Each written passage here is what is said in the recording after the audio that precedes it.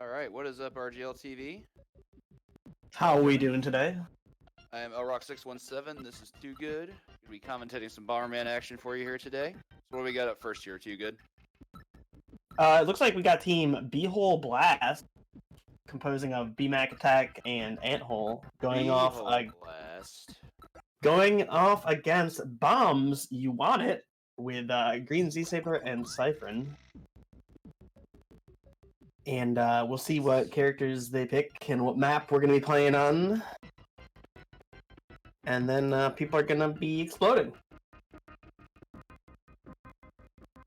Cool. So for the players today, it looks like they're going to be doing 2v2, and I think it's a 10-stage playthrough with escalating challenges through each stage. It's going to be interesting to see how well each player adapts. More interesting thing is going to be keeping track of who's what character. Like we know the player numbers, but at the same time, like I'll notate my unfamiliarity with the franchise and that I don't know any of the characters on the screen except Bomberman, but they all look really cool, so that's okay. Yeah, we're gonna have to think of nicknames for him. Oh man, I'm here for it, but at the same time, that might go bad for me. I have bad times with nicknames. I'm being silly, so don't mind me. Looks like they're getting started for their first one though. Set up with the first teams are gonna be. Got the amazingly named Beehole Blast with BMAC Attack and Anthole in spots 1 and 4 respectively. Up against the team known as Bombs You Want It with Green Saber at player 2 and Siphon at player 3. First match. You got 8 teams today, 16 players total. Gonna be double elimination, so it's gonna be a good long set of some Bomberman action for sure, and I'm looking forward to it. Yeah, it looks like it's gonna be a double elimination for our bracket here today.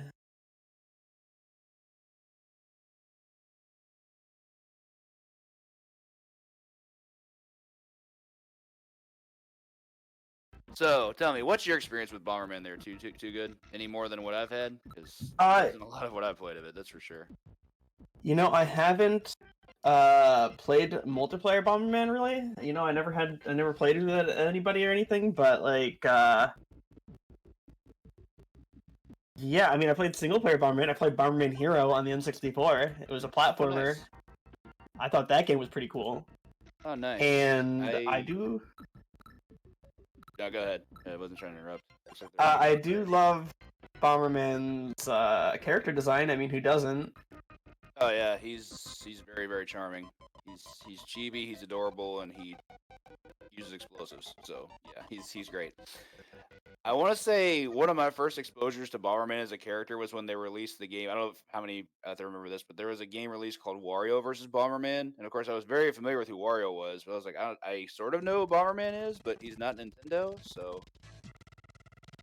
Okay, so as Bomberman, I believe that is BMAC Attack, and as the blue guy in the bottom left is Anthole. Yep. Okay. And then so we've got our pirate here, which is I believe Green Saber, and we got the guy in the red coat is gonna be Siphon. All right, we're gonna go ahead. No, I was gonna say for our first stage, as we understand, it's pretty basic. They're just trying to work their way out. You're gonna see once they clear through the tires. Oh, somebody hit the button on RetroArch. Yeah, that soon. But yeah, so we've got this basic stage where or guess we got that instead. All right, reset. Reset in a tournament. Let's go. It could have just been a button check for all we know, but button checks are very much a thing for like competitive play.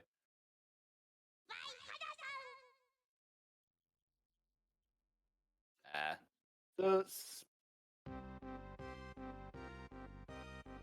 there was some. Okay, that wasn't on my end. Technical difficulties. So, oh yeah, it definitely wasn't on us. So, it just some minor technical difficulties. I'll appreciate your all's patience. Going back here in just a moment.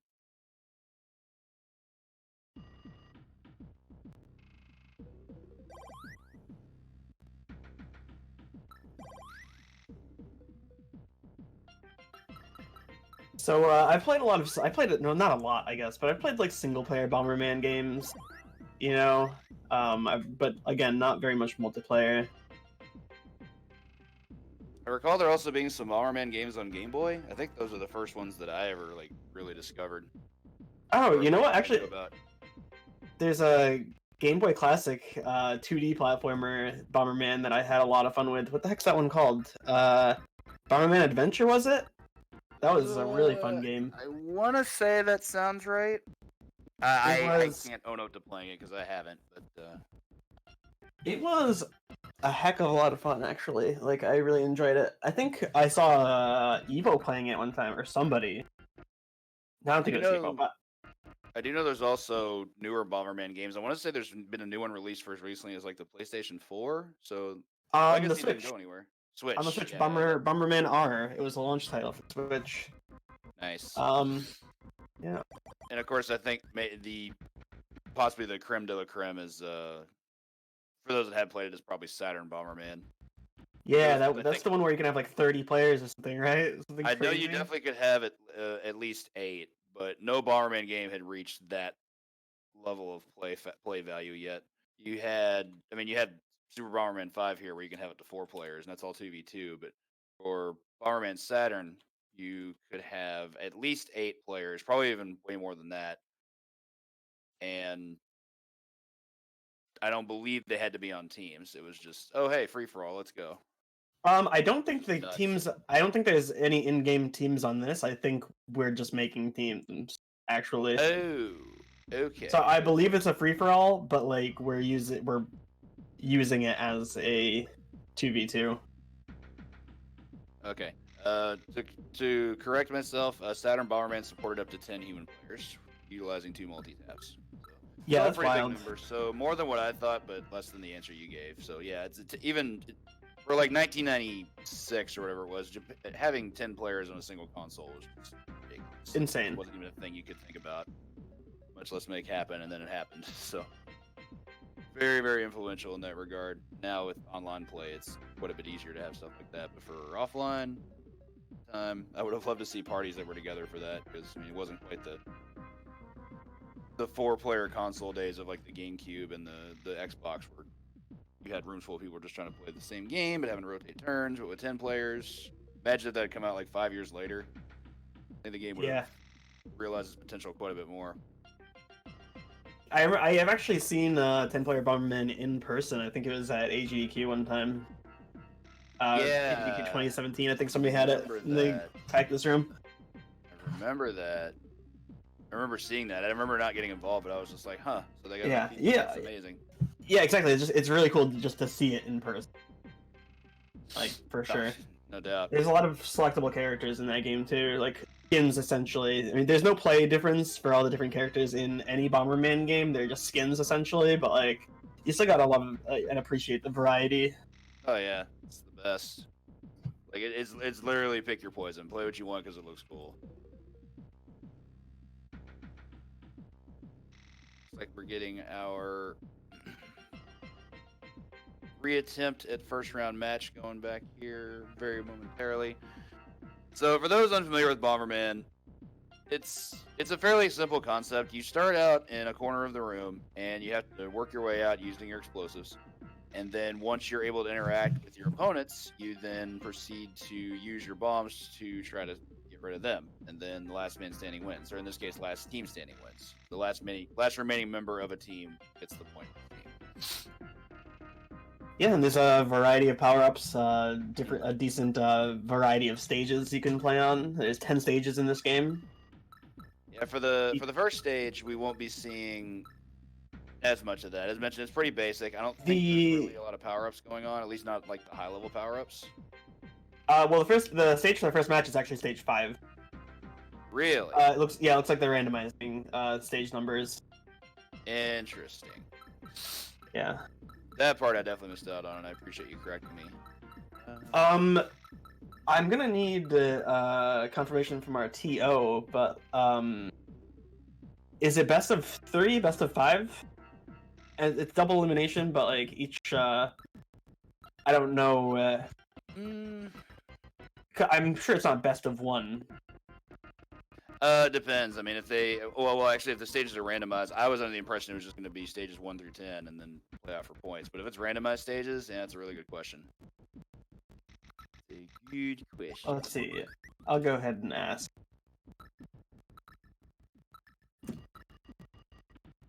Three games to win. It says. Yeah. Oh, okay, so that makes it a best of 5. Sudden death is on. Missile bombs are on, but not super. Bowling bomber is off.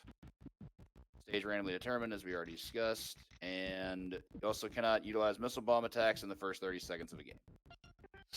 Okay. Looks like I got 5 randomized again. So with stage 5, the mechanics for this stage are everyone is incredibly fast. You have access to an item called magnet bombs.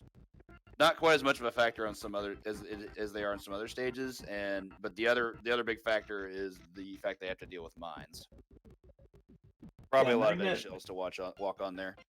Magnet bombs will chase players, and I assume that's because the characters are extra fast that they wouldn't be as concerned for them.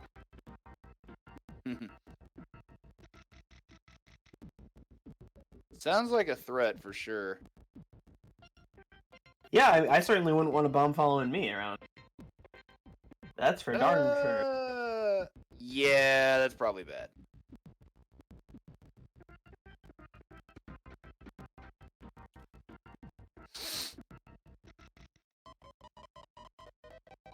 Alright, looks like we got all our players back in position.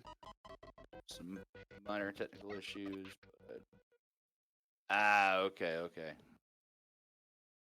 Information I needed.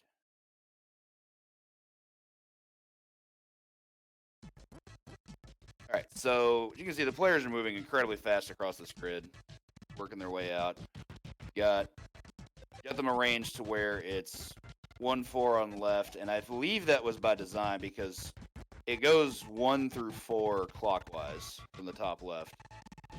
So I guess they wanted to make it for team configuration for both players to be on one side of the screen as opposed to diagonal from each other or like from top to bottom.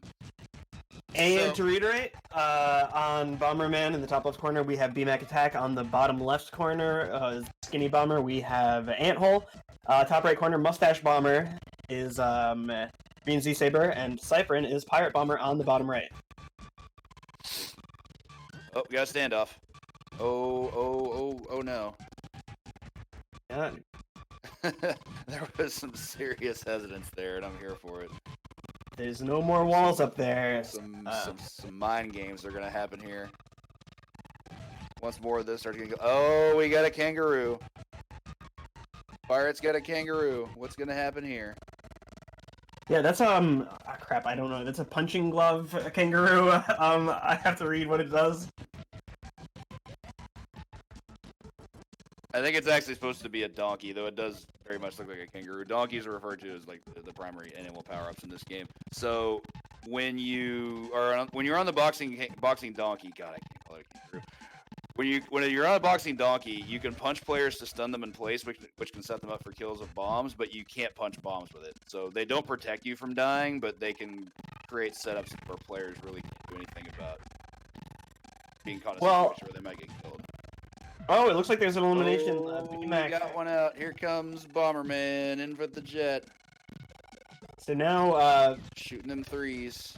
BMAC has turned into a Mad Bomber now, who is on the outside of the stage, and will be throwing bombs in. Oh, it looks like Ant goes out too. So that's a Mad Bomber. That's another Mad Bomber.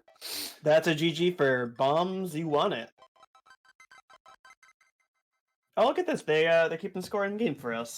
That's really cool. I was worried I was gonna have to do that. What am I here for then? To hear your lovely voice, of course. All right, so that's GG for Cypherin and Green Sea Saber. So we'll go to. They take the first round. And the next map. Oh no, it's the same map. Oh, okay. Yeah, staying with stage 5. I think it would be a little bit too. Oh, we got a donkey. We got a donkey for Anthole down there. Ooh, Don't quite know what this donkey is. This donkey can move soft blocks, as the destructible blocks are referred to. It's called the bow donkey. So the stats of this are you can kick soft blocks and push them around the stage. They can transfer energy when they collide, and also completely trap an enemy. Oh no! Look at that, Cyphern. He needs a bail from his teammate right now. He can't even move. This Bo Donkey is really locked him in place.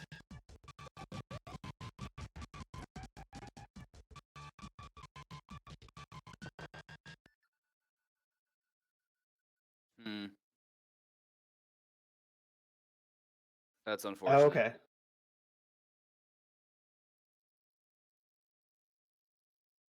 Okay. Okay.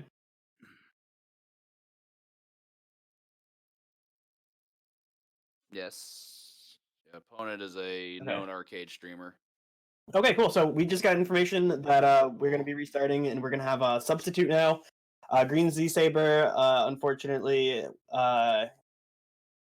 might be causing the issue with the lag. So we are getting the opponent to come in and join Cyphern's team for Bombs You Want It, and hopefully, possibly. Sorry, we'll get confirmation of that soon. We'll have an update for you. Spoiler alert. Spoilers. Time for no spoilers. So yeah, we do apologize for that, but we just got the information. And cool. So we're gonna get another little restart. Cool.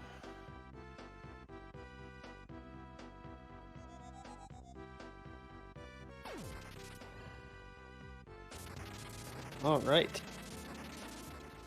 You know, I think Cyphern just wanted to get himself out of that pickle there, okay? He was stuck in that corner. Cyphern's like, hold on. Remake. But they got the first game, so why was Cyphern trying to savage? Right? You know, I don't know. I don't pretend to understand the man, okay? Oh wait, Cyphern said he was the red guy also. We had no idea. Cyphern was not the Cyphern was player 3, so it makes sense. That's kind of what I thought it was, but when he started speaking, I was like, I'm not gonna interrupt. I thought Cyphern was Pirate Bomber. My bad. Like I said, I don't pretend to understand the guy. Alright, looks like instead of going ahead and doing a quick repeat of the first game, while they get set up to organize for getting a replacement for Green Z Saber, they will be moving on to a different first round match, which is going to be magnets. How do they work on the left versus the big cheese on the right? Magnets will consist of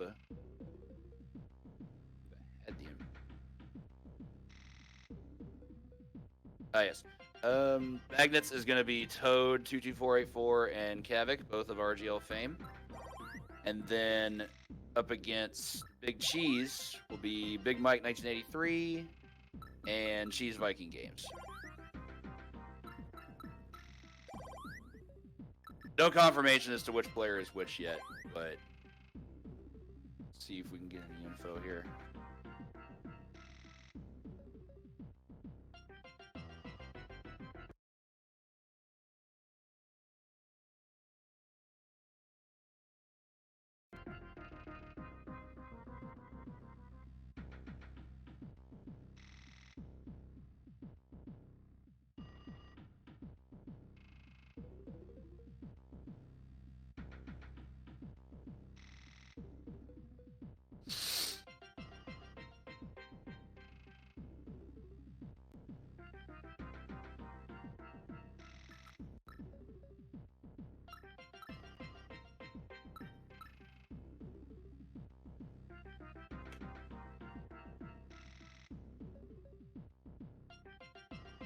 Appreciate everybody's patience while we get everything all set up and organized for the next.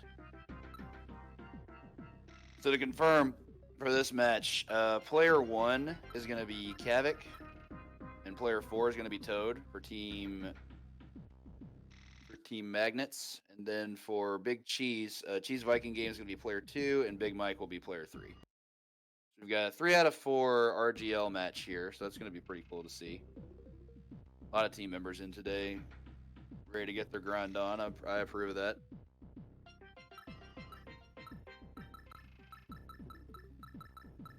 Scrolling through the characters here. I'm guessing this is going to be similar to what you mentioned with Saturn Bomberman, where the characters really don't play any different. I can't imagine there's going to be like much of like an imbalance amongst characters. So Right, yeah. I do believe that's for every Bomberman game, that the characters don't play differently. I mean that would make the most sense. Well, actually, I know. Actually, okay. So I know in Bomberman R, actually, some characters have quirks. Like there's, you can play as Simon Belmont, and he has a whip or something like that. Something weird like that. Cheating. Yeah, basically.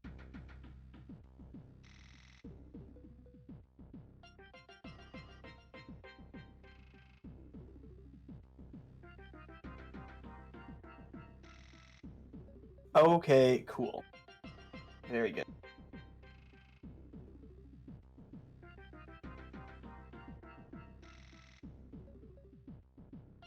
Oh, it looks like the color of the character that you select is based on your which controller port you're in. It looks like player 1's always white, and then so we got Black Bomberman in player 2. Oh hey. Did not Yeah, know that's that until that's now. interesting.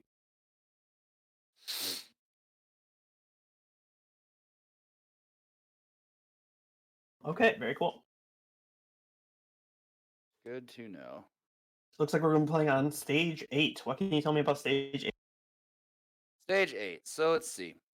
For stage 8, there's a minecart, which means enemy TV should probably be playing this game. So the minecart you can ride in it. It will explode any bombs and kill any player it hits. So that's quite the obstacle for everybody to have to deal with, for if their enemy team is in the minecart. While in the cart, the player is invincible, but bombs can be timed to kill the player as they exit the cart. So getting out of the cart does have recovery frames, and you will have to be wary of anything that might occur once you're trying to leave the cart. And I'm sure there's instances where you have no choice but to get out, and that's going to provide the element of risk. I guess we're going to find out. That's right, yeah. I'm looking forward to seeing how this is going to play out. How it's going to affect the match. That's an interesting element to have in a game like this for sure. Like, do you really need like a moving force of invincibility in a game where you're trying to actually kill opponents? It seems a little cheap, but I guess we're gonna see what's up. See how it's implemented, yeah.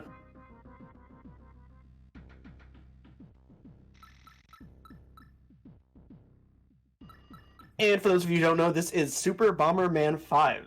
Is the Bomberman game that we are playing. Super Bomberman 5. Which was only released on the Super Famicom, I believe.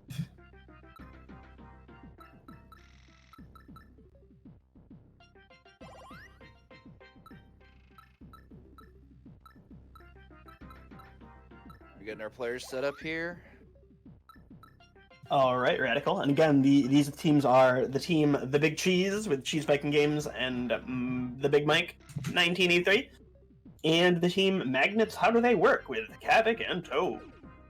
Dun, dun, dun. All right, that minecart track looks ridiculous. It's right in the center.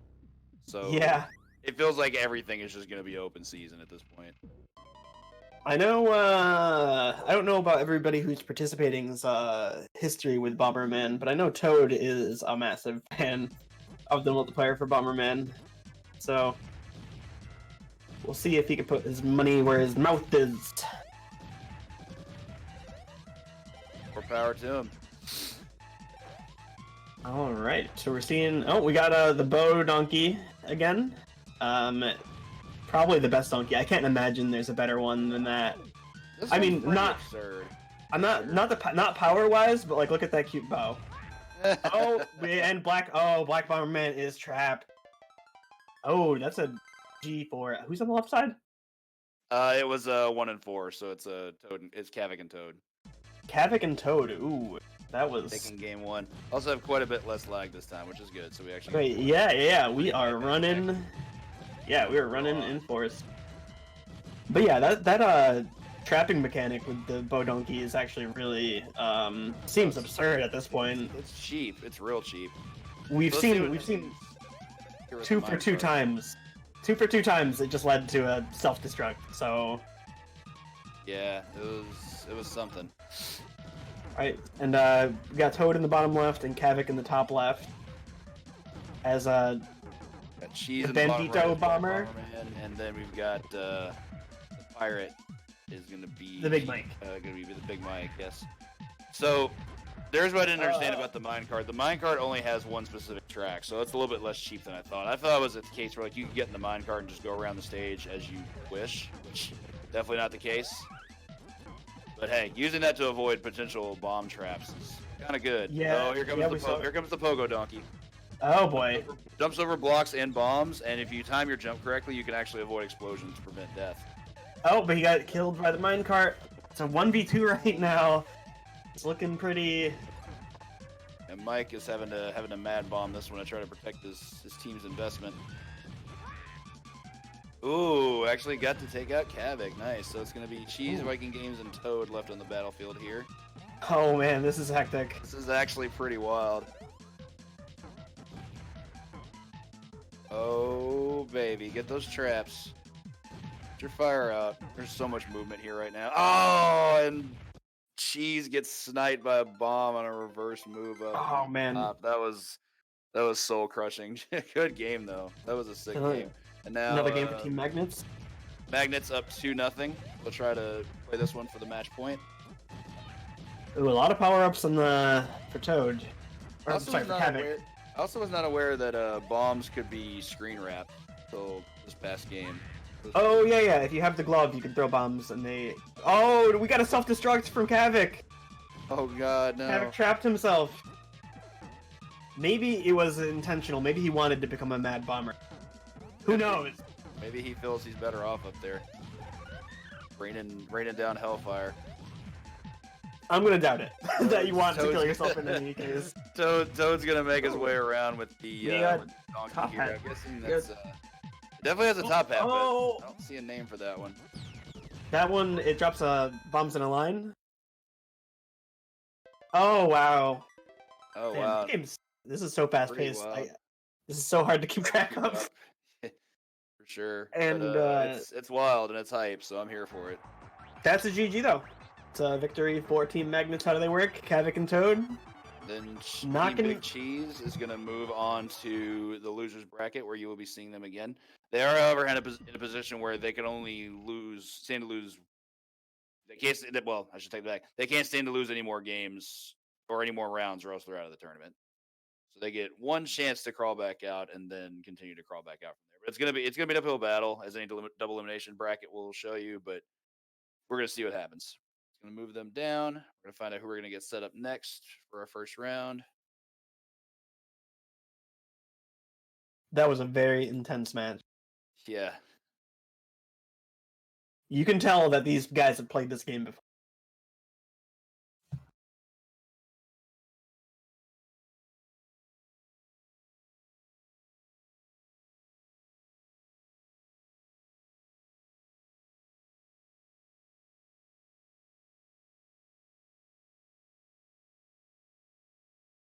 Man, that match has definitely got me excited for more though. I mean, damn, that was masterful. Competitive tournaments or something. Big fan, especially when it's like everybody actually gets to interact with each other. Like, don't get me wrong, I enjoy races as much as the next person, but actually like watching players have to like interact with each other in a format like this is just really cool. Oh yeah, absolutely. It's similar to how I felt when I had to restream our first Puzzle Bobble tournament. Like that was just so fast. It was so fast. Great event that was. I'm hoping this one lives up to the reputation. Which, all right, how looks can it like... not? It's our RGL tournament. Yeah. It looks like we got Team Zero Rangers and Team Twin Bombers coming up. Our rosters, we've got, for Zero Rangers, it's going to be RGL Zone the 3-2, as well as Zero J Machine 0, or just call them J Machine or J. And then on the right, we're going to have the Twin Bombers, which is RGL's own Evo SSR2, and also RGL's own Shimix, also known as Shima. That's right. Here.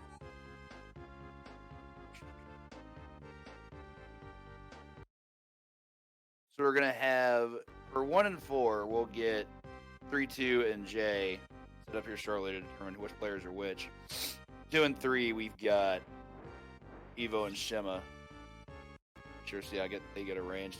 It would have been. This is a very Smash Brothers thing to approach, but in hindsight, it would have been cool if they had, for the team format, they could have had players represent as both colors, like Team Red versus Team Blue, that kind of thing. Yeah, that would be as helpful. opposed to assigning it to a character slot. But hindsight's 2020. This game's over 25 years old, so there's not much you could do.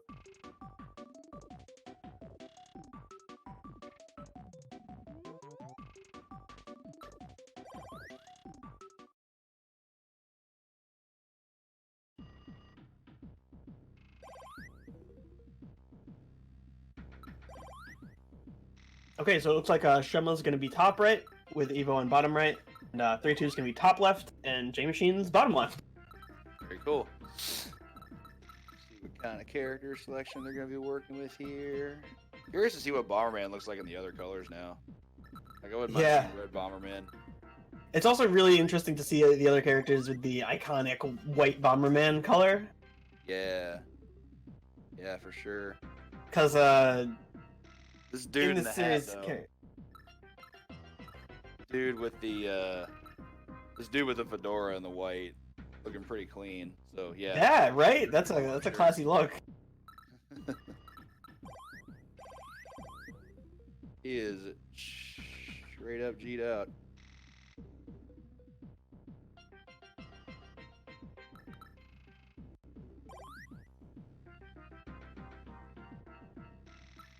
Alright, and for another, we got a repeat of Stage 8 here for this match, so we're going to see some more minecart action. Oh, It wow. won't come down as much to minecarts as it will just the ridiculous use of any donkeys that appear. I saw some really, really cool minecarts in that, though. A lot of abuse of the iframes, actually, when it got late into the match. Oh, yeah, I saw a lot of strategic use of... For defense, it was very good. I was more curious if it be used because, I mean, you can throw bombs while in the cart, but I guess since it has an automatic trajectory and speed, you can't really gauge your shots that well with it, would be my guess. Anyway, we're going to get underway.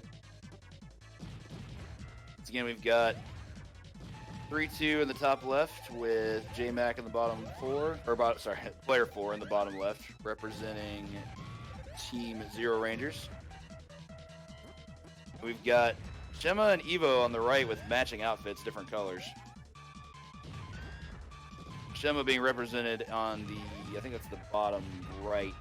Oh, we got two donkeys. We got donkey advantage on the right team, though. Oh, and that just cleared it out right away. Oh my! Too much donkey use with the crossplay there. That was silly. Yeah, good stuff there.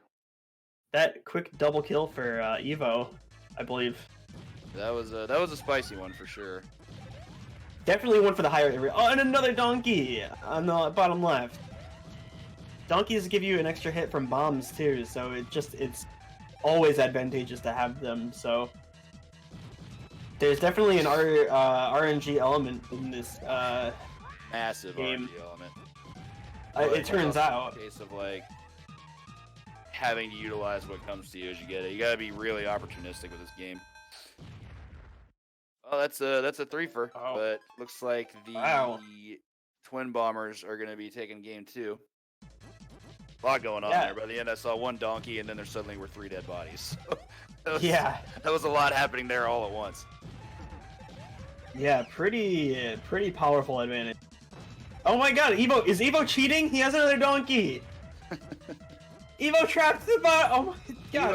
Evo be talking about people getting good JJ luck, and then Evo's just hoarding donkeys over here. J Machine needs his friend to bail him out. For sure. A little pinned. So, if card in there. Players are what happens if the time limit goes out? Like, what if they eliminate? We got that's a cute donkey. We got a fat donkey. I love these guys. They're so cute. Goes super fast, can't turn.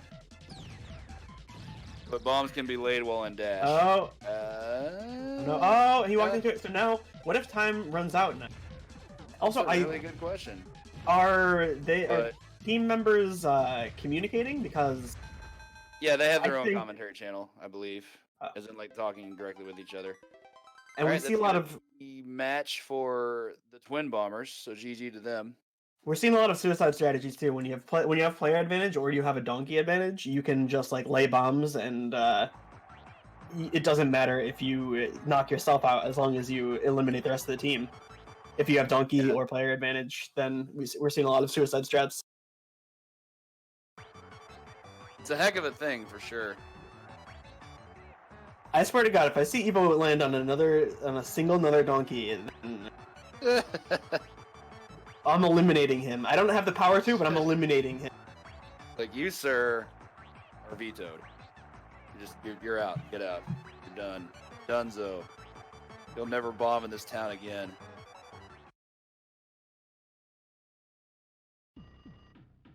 All right. Great game there. Twin Bombers are going to move on to the next round. Zero Rangers are going to move into the losers bracket.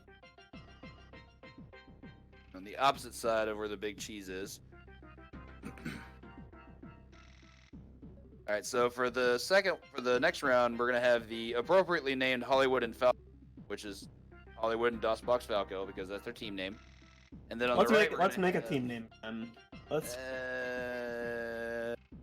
Jeez, I was trying to think of like, I don't know. I'm trying to think of like references to the name Falco, and I'm coming up short. So that's on me for being bad.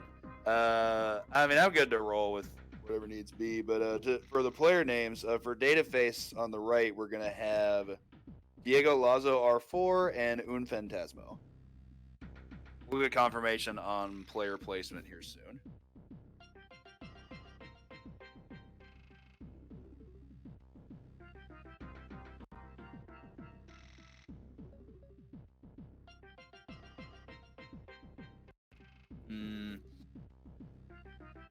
Getting some reports of some connectivity. Appreciate y'all standing by as we get this looked into. Okay. I think we're about squared away, which is great if true.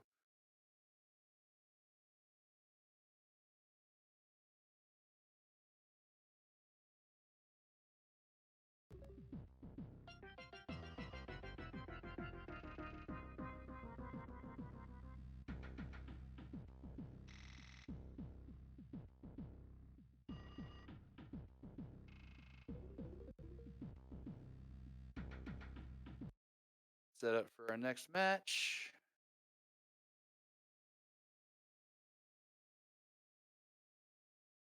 So if you were playing in this tournament, which character would you pick? Oh wow. No one's played the tall guy yet, so probably that guy, the one on the bottom left. One that looks like yellow devil wearing red armor. That dude. That really has my eye. I like the guy with the X pattern on the front of his uniform too, to his right, with the red eyes. I think the coolest character here is the character with the bandito mask, the bandana. Oh, over the helmet. He just looks so freaking cool. Yeah, I'm trying to get around the need to wear a bandito mask with a helmet like that, but that is amazing for sure. The mustache bomber is also pretty incredible. Oh yeah, it looks like he's wearing like a lucha libre, but has the stash. Oh yeah. Great. Definitely some cool characters here. Yeah, the design is through the roof for sure. Don't know if anyone's really messing with the guy directly to the right of Bomberman, or I guess the character directly to the right of Bomberman. It looks like almost looks like a little teddy bear. He has like 4 blue legs or something. Like I can't quite tell what's going on there, but I feel like he looks like an ant.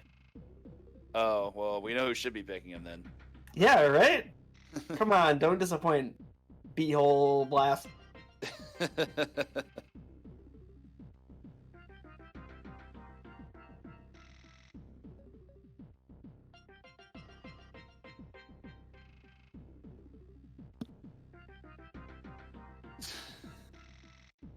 Jeez.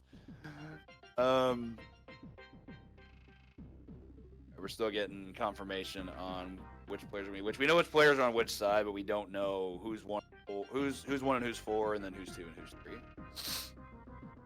Once again, this match will be Hollywood and DOSBox Falco of Ghouls and Ghosts fame versus Diego Lazo R4. My apologies, missed a character there, and Un Fantasmo.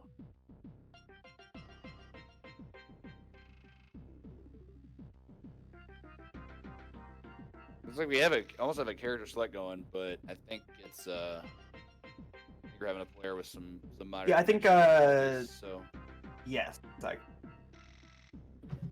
Probably have to initiate a reset, but we'll get them sorted here soon.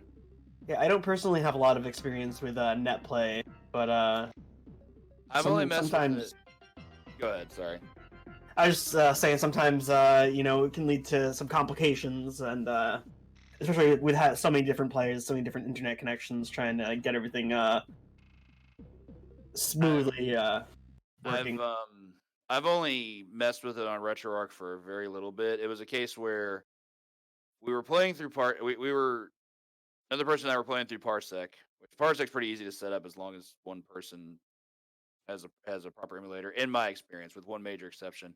But we tried RetroArch the next day and it just didn't materialize the way we wanted to. So it was like right back to Parsec and everything. But for RetroArch, I will say that I've never tried to set up more than 2 people at once, so maybe RetroArch is optimal. Or at the very least, it's probably going to be a little bit more consistent's not the word I'm looking for, but I guess we'll go with the word I'm going to go Stable. with is not stable. I was going to go with abiding. Stable could be another good way to look at it too. But in any case,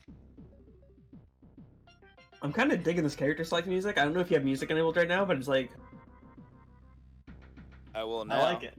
I've been wanting to listen to it, but I generally, if I'm commentating, I have stuff muted because I want to make sure that it doesn't come through on stream or anything. Gotcha. Ooh, I was say part of that almost sounded like, is this Super Metroid? But then no. It's a pretty short loop too, but I like it. It's just like it's like I'm really I'm like driving to it. It's like all right. It's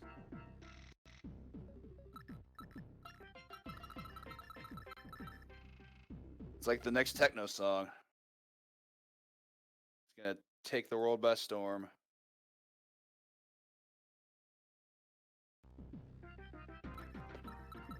Thank you for your patience, everybody.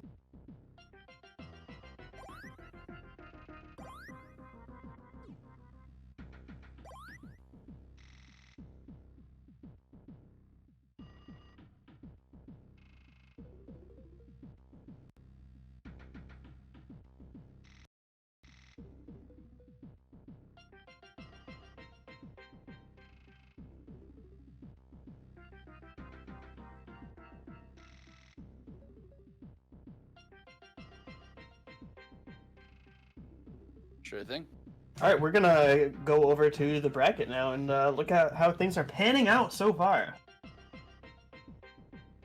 All right, so having to move on past our first game of Beehole Blast versus Bombs, which we are going to be hoping to return to.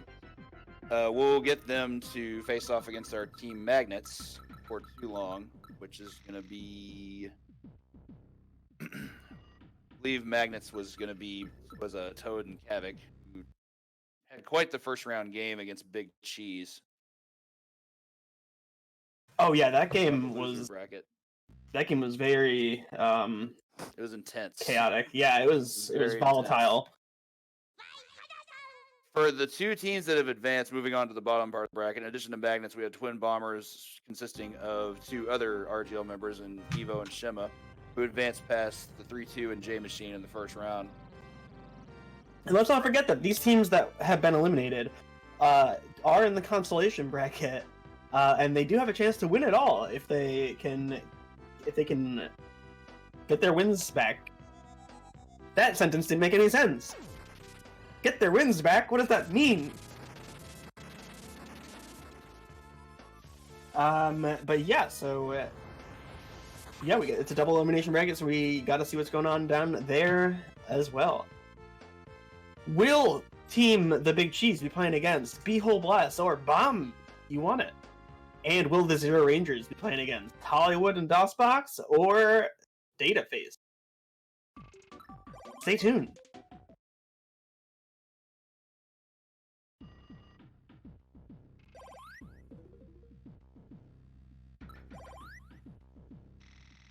Okay. Cool.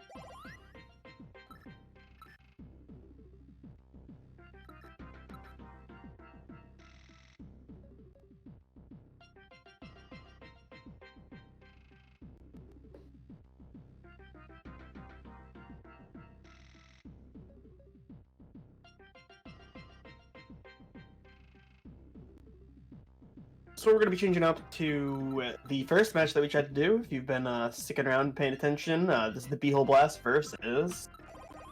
crap, I just had it open. I'm vibing this music super hard. I'm like equally thrilled and kind of upset that you brought me into this because now I'm like I can't not want to listen to this music now. It's hypnotic. It's like, you know, it makes me feel good though. I'm like jamming to it, you know?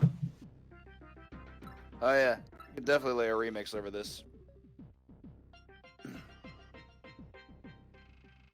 But yeah, so it's Beehole Blast versus Bombs on it.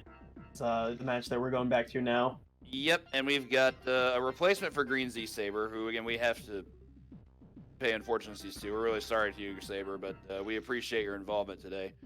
So for the left side, we're gonna have Beehole Blast, which is gonna be BMAC at spot 1, and then Anthole on spot 4. The top left and bottom left, and then for Team Bombs ?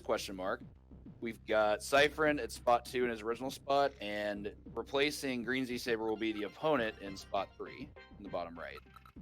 That's right. Unfortunately, Green Z Saber, who was with us earlier, his internet did not like RetroArch.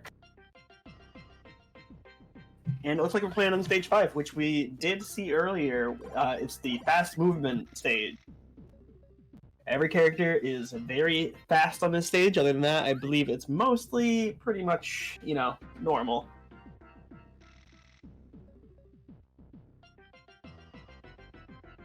God, this mustache Bomberman, like not even the sprite, but like the profile picture, like that's completely on point. That dude is so Pringles. He looks so classy. Like he honestly looks like he'd be like as heck.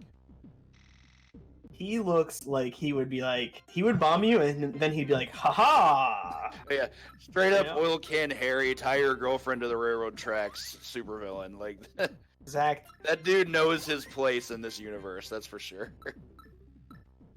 Alright, back to stage 5, where everybody's basically skidding on ice, even though it's a road. Music's too good. Dang it, too good. You got me listening to Too Good. Dude, it's so good. It's chill. Chill AF. It also has that sense of like we're ready to go into battle. Like it's like before the gates open. So you know how it was when you played tag growing up? Like it feels like that. Oh geez, the pace. Okay. Oh man. Some of that salsa, that pace picante. This music is so adrenalized. Oh my goodness. Oh no, we have the bow. We have the bow. Oh, we got the bow donkey. Picking them blocks. You can't let yourself get trapped. Now if they're free now. They're free. Okay. Jeez, this energy transfer business is real. Like the fact that you can like push tires all the way down like that. They have avoided the trap. Ramble. For now. Ramble. Oh, that's not good. Whoa! It looks like donkey. So donkey gives you any donkey you have gives you an extra HP. So if you get hit by a bomb while holding the donkey, you don't take.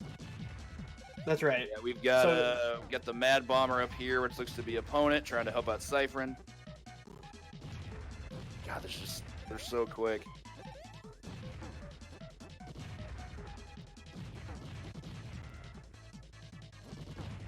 Ooh, got him. BMAC takes a hit. Now it's 1v1 with double Mad Bomber in the play. And Anthole goes down. Cyphrin, the sole survivor of the first game. Good stuff. Goes to Team Bombs, ?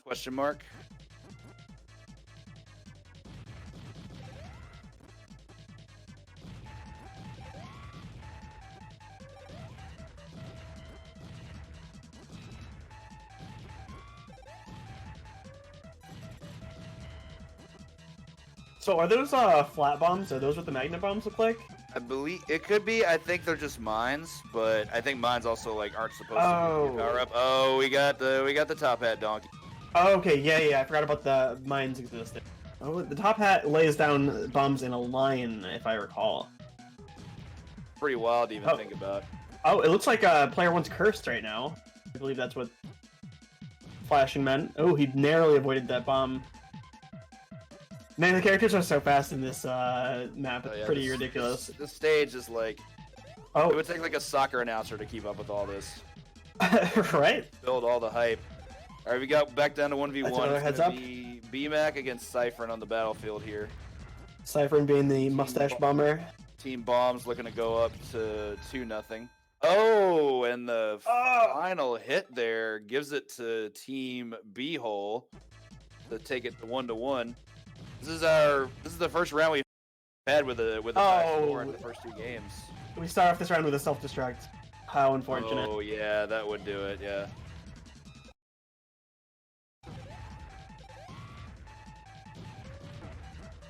All right, here we have Fat Donkey here being ridden by the one and only Anthole. Trying to clear his way out of some of this here, but he's going to try to maintain that donkey. So the Fat one, even though he can't turn, his speed is incredibly fast. Oh, yeah. Wow. Clear quick there for Team B-Hole. Fastest game they've had yet. The others have all been pretty close, but that one was over very, very quickly. Yep, and Up to them. that's... Oh, we got another... Wait. Opponent self-destructed himself again?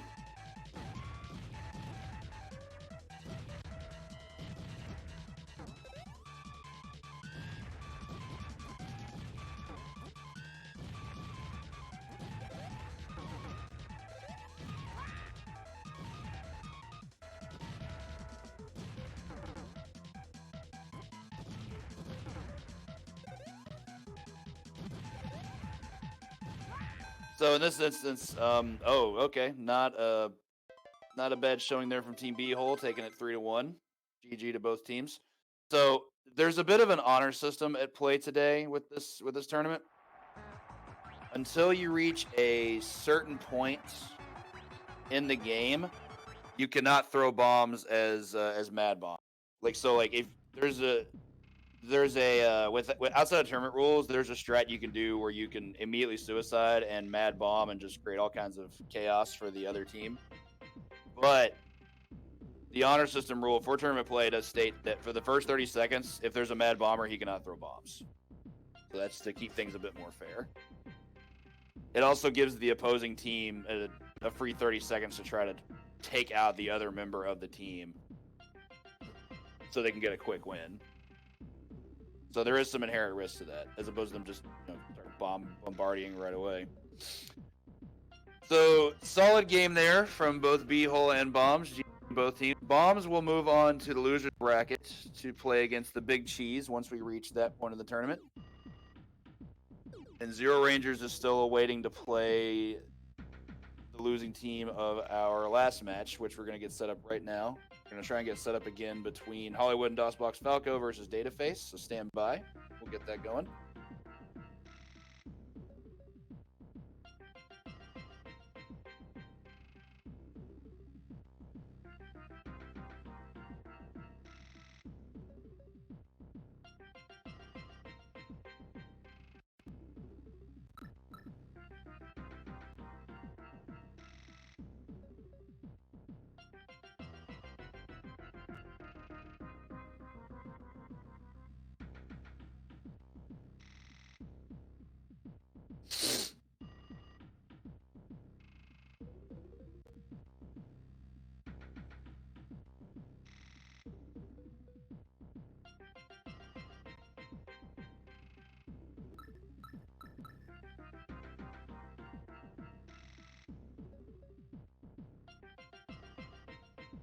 After watching this tournament play for this game, it seems way too hard.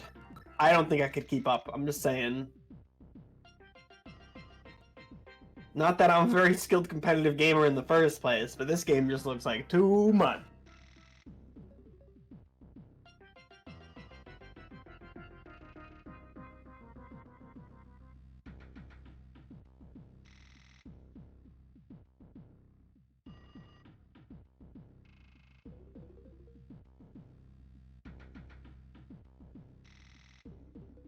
Still getting set up for Team Dataface and Team Hollywood.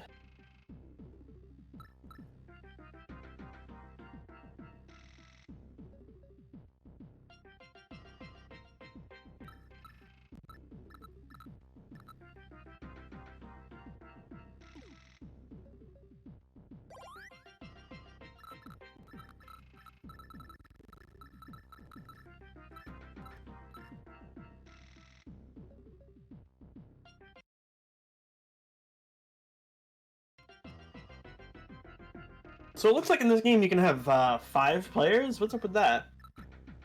Where does the 5th player even spawn? Well, you gotta remember if it's not normally supposed to be a team configured game, then it could just be like 5-player free for all type stuff. Oh, I've noticed that actually it is in game it is teams also. Like it automatically like credits wins to teams. Siphon says that the 5th person starts in the middle, which is what I thought. Like that sounds pretty messed up.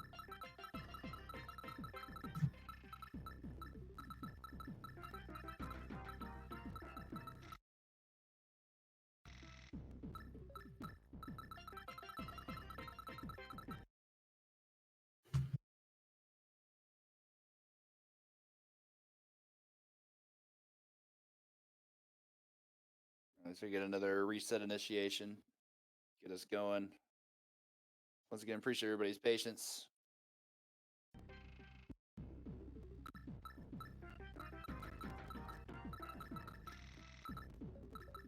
I would almost wonder if starting in the center would be disadvantageous. Yeah, it sounds scary. Like it sounds like I don't want to be there.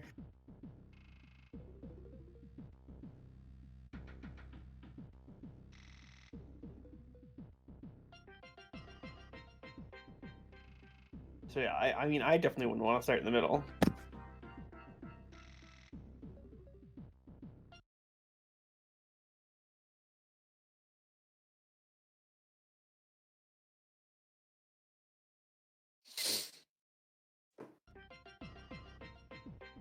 Music's so good. Gonna enjoy this music while my party is reached.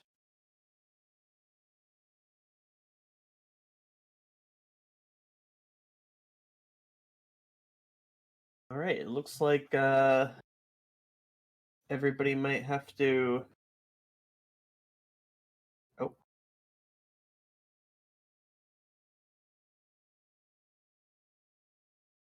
Yeah, it looks like Team Dataface might not be able to connect here, unfortunately. Yeah, they're having issues with the RetroArch that we're using to connect all the players.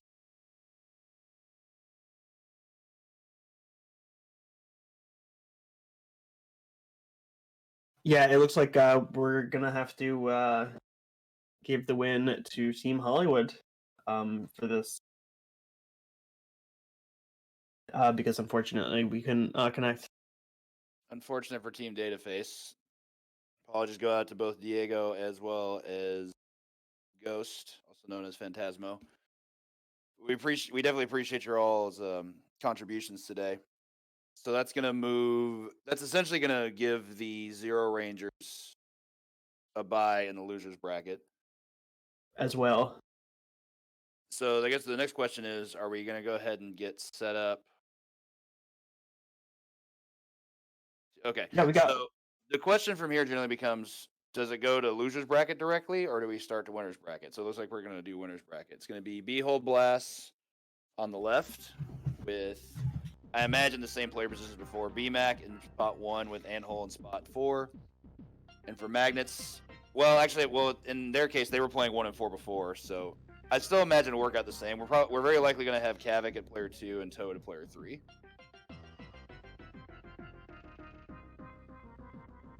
Yeah, hopefully players have the.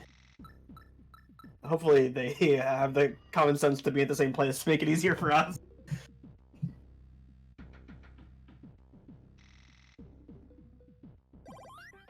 Because, yeah.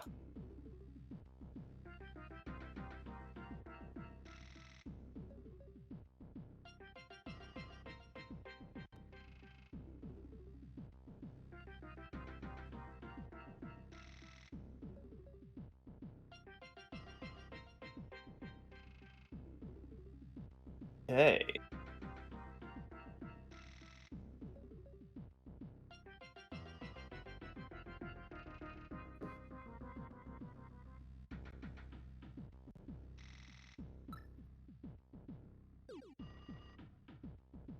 Yes. can confirm our player spots. I was definitely correct in my original assessment. We're gonna have B at spot 1 with Ann at spot 4, Kavik at spot 2, and Toad at spot 3. Have a very, very good upcoming match here, I think, between B-Hole and Magnets. Lots of intensity, lots of speed. Yeah, absolutely. We saw both of these teams pretty staggering victories for both of them. We have not seen a fifth game on any match yet, and that definitely would be exciting. But so far, the most games we've seen taken from the winning team is 1. So we'll see how this plays out.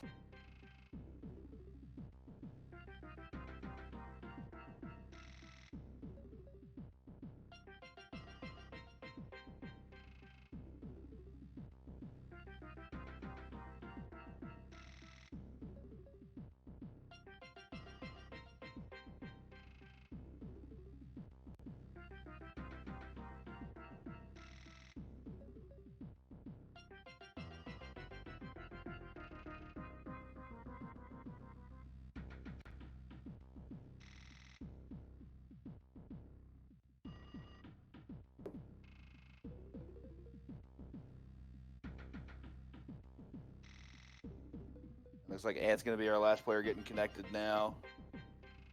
Get set up. Oh yeah.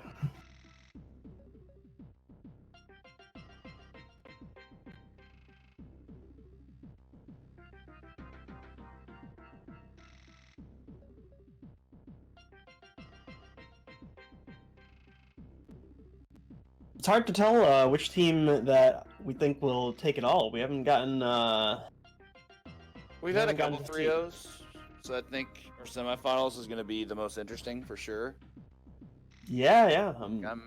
If it's well, we'll see what happens here first, because still had some really good games in the first. B-Hole didn't dominate their match the same way Magnets did, but things can always happen.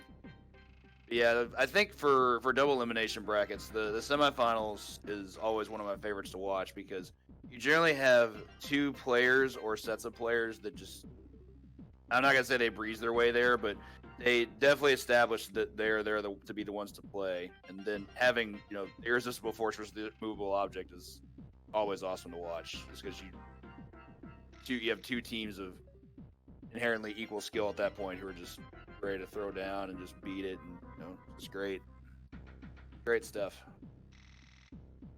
Okay, looks like we're gonna be on stage 9, which is a stage with a magnet theme, and there's a new one for us today.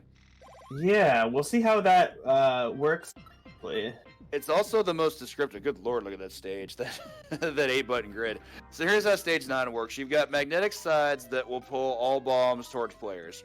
Always starts on the left side. Switches can move back and forth, blocking both player and bomb movement. Switches will also block players immediately upon flashing, even if the switch is not actually moved yet. More magnet bombs on this stage will occur, and they also are not pulled towards magnetic walls. So I guess that's the north and south of it. All right, we've got Anthole already riding the donkey. Oh, we gotta kill donkey, the one with the red shirt. Bomb there. Now we've got Spike bombs already up there as a mad bomber. Spike bombs will pierce soft blocks. And I think the Mad Bomber here is going to want to try to destroy this donkey if they can. Yeah. Because you can blow up items by bombing them. And he did not want to get...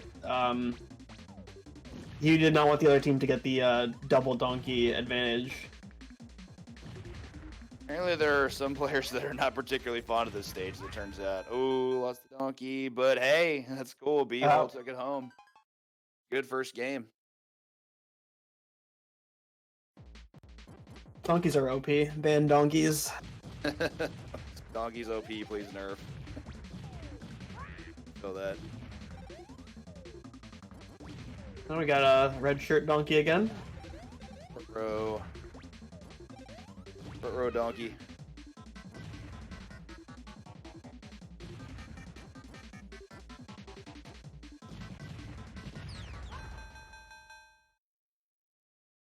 Nice. Oh wow. Very quick match there. Now we're down to 1-1.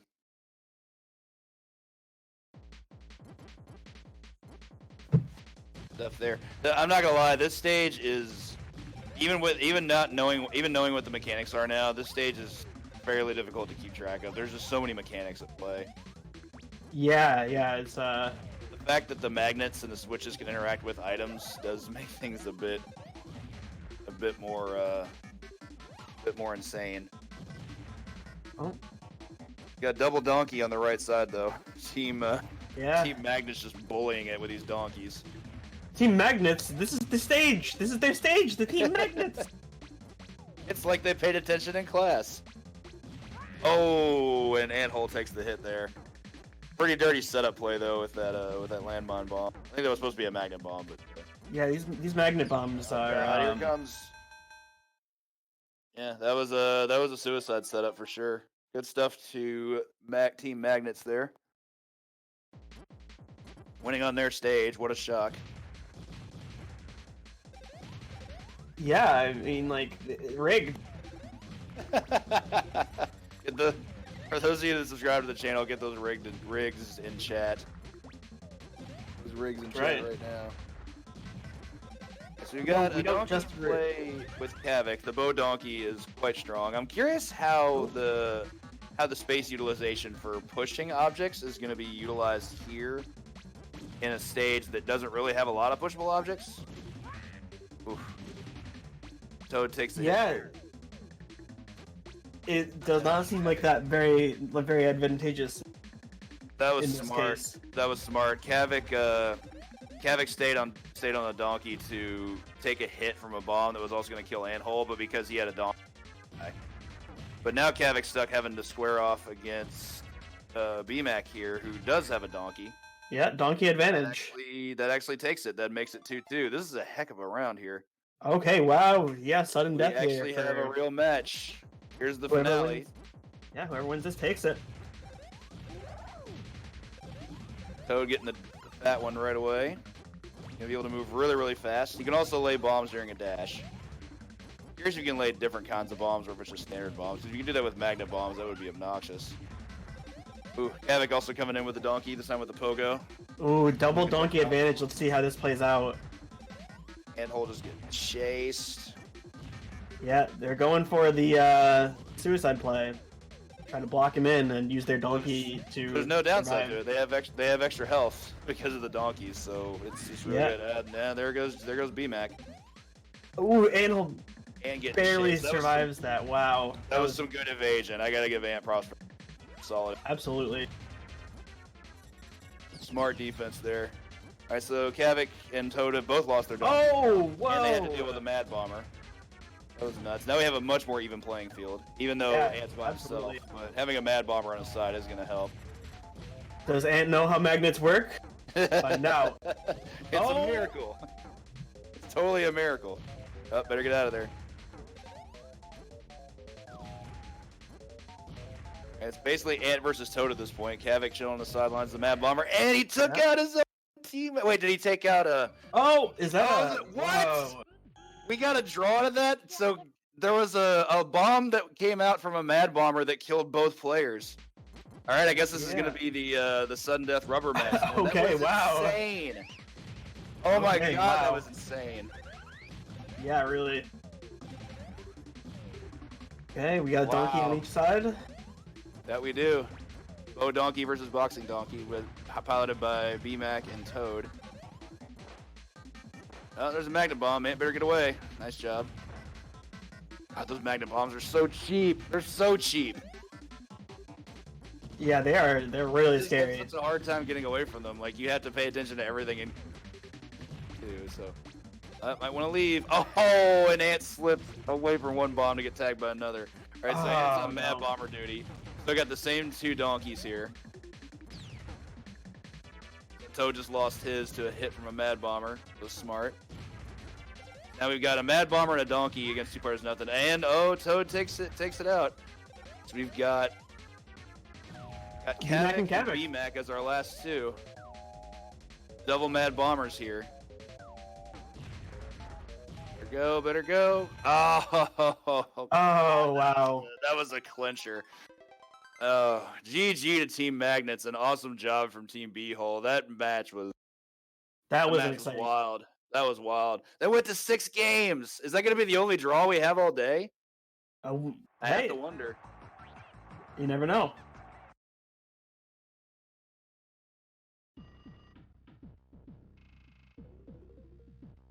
That was nuts. Between the player capability and the stage, that's gonna be a hard one to beat for today. That was really strong. Yeah, that was hectic. That was real strong.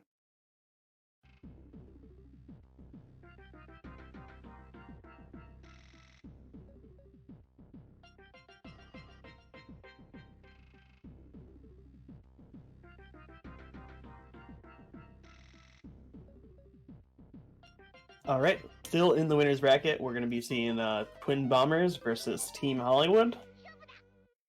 Very cool. Now, this will be Team Hollywood's first time getting to play today because they did get a bye in the first round after the unfortunate connection issues with Team Dataface. That's true. Hopefully they're warmed up.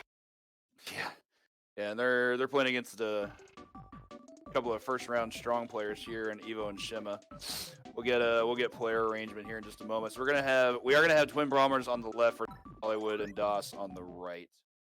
Actually, I like Hollywood DOS better than Hollywood Falco. Actually, I think.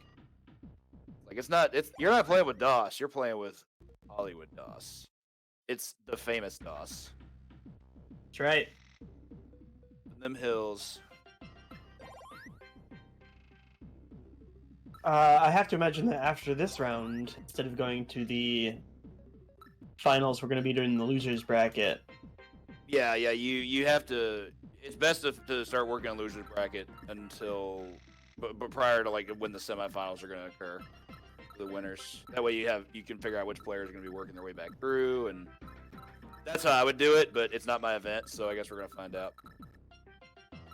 And also, I believe I did provide some misinformation. I apologize. It does look like Team Dataface is still in the tournament, but because of the disconnection issues, they just had to forfeit their first game. They did not have to forfeit the tournament, so they will still be in losers bracket, facing off against Zero Rangers a little bit later. That's right. Music's so good.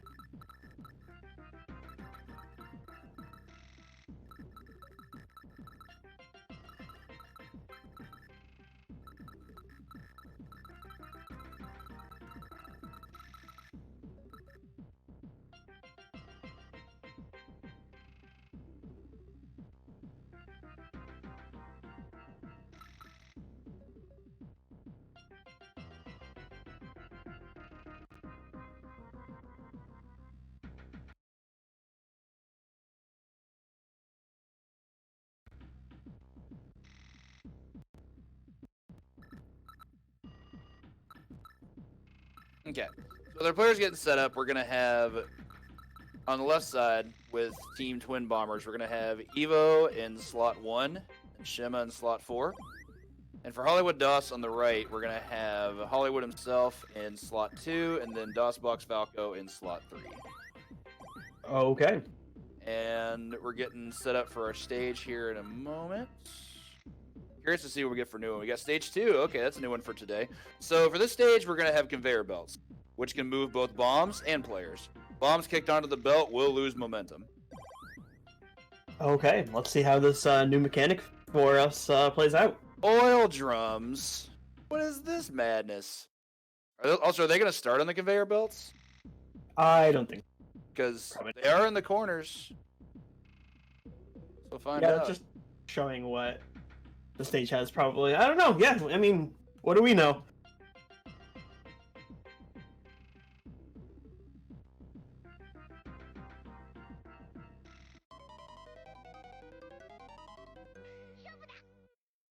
Here we go. Okay, so they start in the corners, but the conveyor belt that was definitely not space appropriate what was showing there. So yeah, it's like just an inside box. Oh, is that a curse? Looks like it's a slowdown curse that occurred. DOSBox taking the first death. Gets the Mad Bomber status, but can't throw bombs yet. Not until it reaches 230. Yeah, let's see how he can use these conveyor belts to his advantage. Also digging the double mustachio for the left. Yep, that's Ooh, that stun setup was real cheap. Does take out Shema from the match into Mad Bomber status. So now it's just going to be Hollywood, Evo on the left versus Hollywood on the right, and Evo takes the hit there. So that'll give our first game to Hollywood DOS. Well, Great yeah, stuff. Team Hollywood DOS doesn't have to.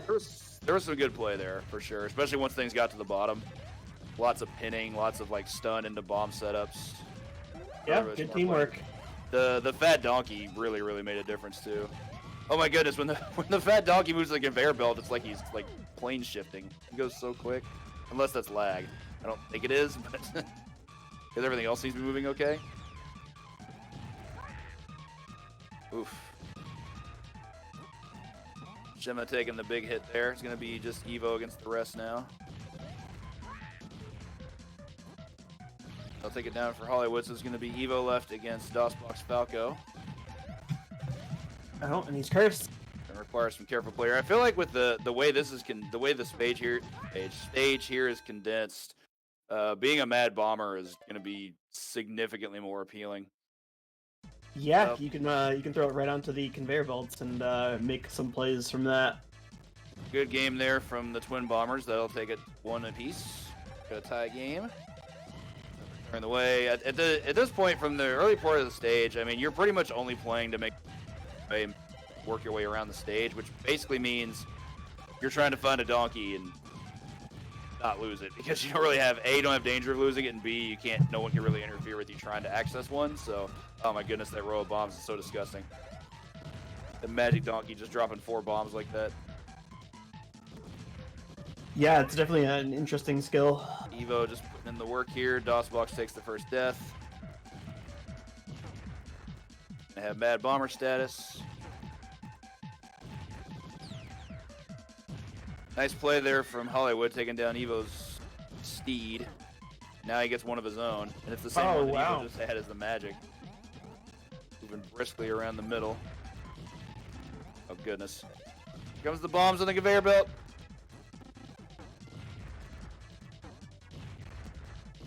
Yeah, it's a 1v2, but we have a donkey. Oof. The map is completely open now, no more soft blocks. And the heads up. Evo. So it's going to be Shema against Hollywood here. A couple of Mad Bombers just going ham. God, the conveyor belts make the Mad Bomber stuff even more interesting just because of how the momentum mechanic works. This is nuts. There's just so many moving parts right now. Yeah. Not compared to the magnet stage, but like with the conveyor belts, it's just like I feel like there's just so much of an element of like anything can happen.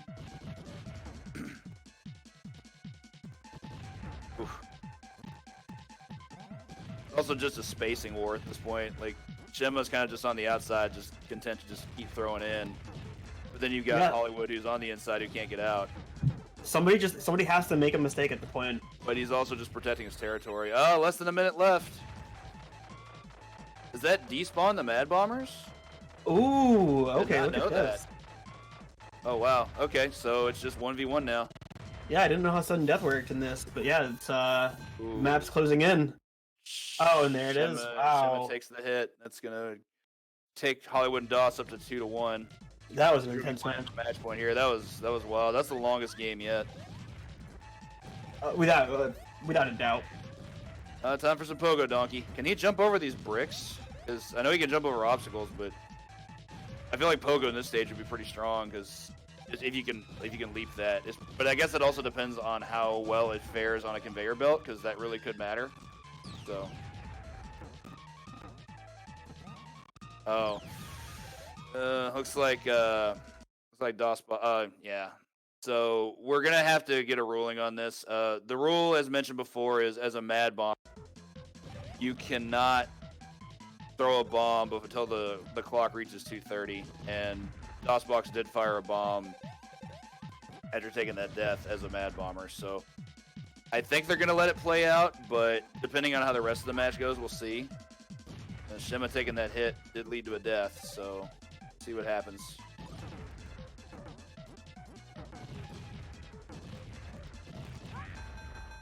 Well, that It looks like so that puts them up 3-1. I guess we'll see what we get out of that.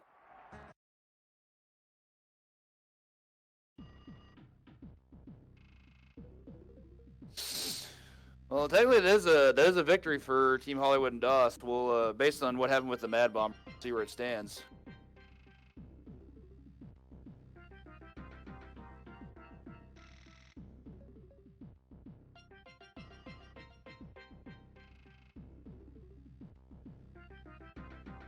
yeah, we'll see what happens. Curious as well. I believe they're deliberating.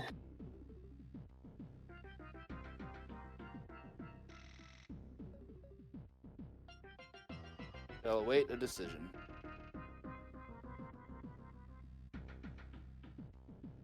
I guess we're just rolling. We're just rolling All right, through. go. So that is a win for Hollywood DOS.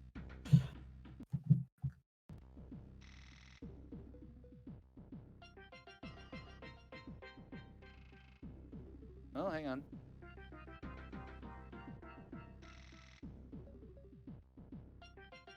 So now we're on to the losers bracket with Bums, You Want It, and the Big Cheese is the next match.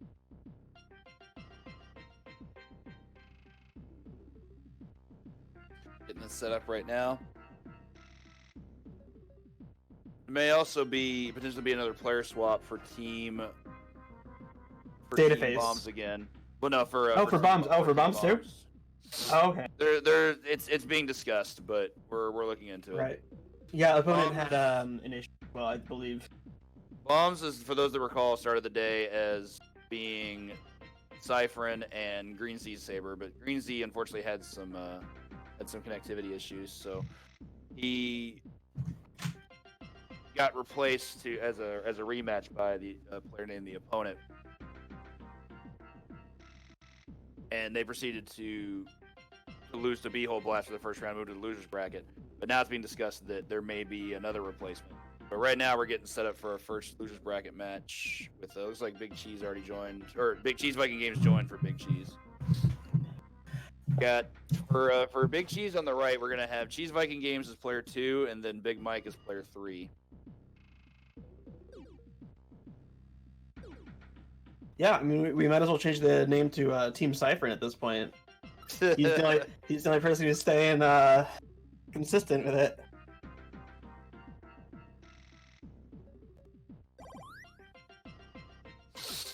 Comes the Big Mike in on the stream. Big Mike! Chicago's own Le Big Mike. You know, in France they don't call him the Big Mike. They call him Le Big Mike. With cheese. Oh shit, he is with cheese. What the fuck? Oh my god! Le Big Mike with cheese. Can you all just change your name to that? One time. That was strong. That was good stuff.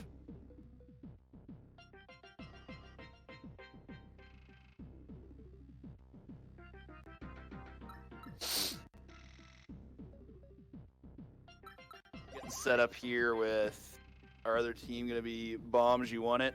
I'll be honest, I still don't know what the heck that means. It's all questions that I don't have the answers to. So. Yeah, I don't get it either. I don't know if it's a reference to something, but Probably. Bombs! You want it? I don't know. Okay, so we do have a so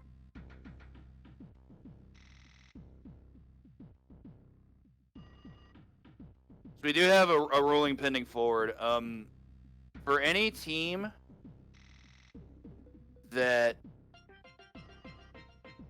uses Mad Bomber before the designated time, so if any Mad Bomber bomb prior to 2:30 on the clock, that team will now forfeit the round. They don't forfeit the game, but they do take the round loss, and have to go again. So if that puts them down 3x, then that does cost them the round. But they do have to forfeit that game and be penalized for their mistakes. However, for what occurred in the previous round, it looks as though Twin Bombers has elected to take the loss regardless because of the lag. So that's why I decided to move on. So looks like we had some bit of a consensual agreement there. So we'll get things set back up here while we wait for our Team Bombs question to join. Bombs? Well, you know what? Let's answer the question. Do you want it? Elrock? Do I want what? Bombs, Yeah. You want it? Yes? That's, well, on our GLTV, we got bombs. Tight. We got all to bomb. You're in the right spot. This team is perfectly indicative of what we have going on.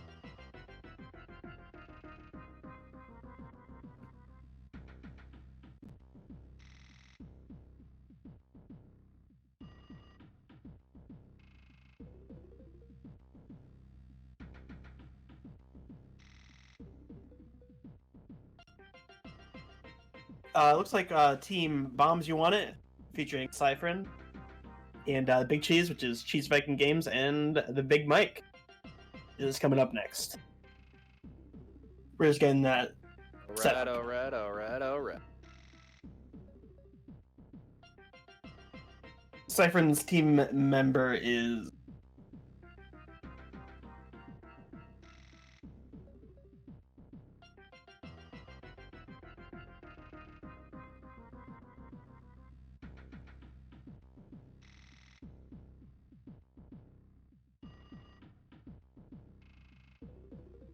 getting that figured out. Alright, so for Team Bombs question, we're going to have a quick change in the roster. It looks as though Green Saber is going to make another attempt to try to step in for his team, but this time he's going to be in place of Cyphrin as opposed to Cyphrin stepping out, or Cyphrin teaming with opponents. So it's going to actually be Green Z Saber and opponent playing in spots 1 and 4, I believe, respectively, on the left side. So essentially, Team Bomb's question is enacting the Freebird rule, which is an old wrestling thing that barely matters anymore. And 3 members, and you can sub in any 2 you want to go ahead and make sure you get your games in. Okay. Stage 10.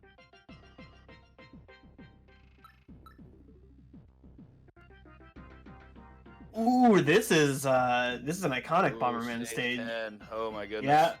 Start with max bombs and flames, and just an open map and no soft blocks. This is no kicks or gloves. And this stage is essentially just the no shenanigans stage.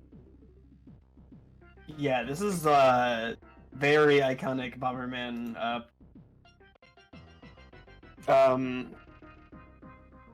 game mode. You're gonna see a lot of explosions. Very, very big explosions. Scary as all get out. Alright, so it looks like we got Green Z Saber, and the opponent are gonna be taken in for Team Bombs You Want It. Okay, let's see how this one goes. Oof, got a death already. Ooh. Looks like Green Z gonna be mad bombering and Oh, that was the fired fastest away round. with the mad bomber, but at the same time they lost their other teammates, so it didn't matter. Like they broke the rules, died immediately. So I guess that was both a forfeit and a loss. Oh, well. That was interesting. Dude, oh jeez, that was also fast, but that was for the other team. Oh, see, this is like this is the scary, like, sudden death, like very sudden death, like Bomberman mode. As I was saying, this is definitely fast matches coming out here. Yeah, this is the most Bomberman stage that ever Bomberman staged for sure. Yeah, those max flames are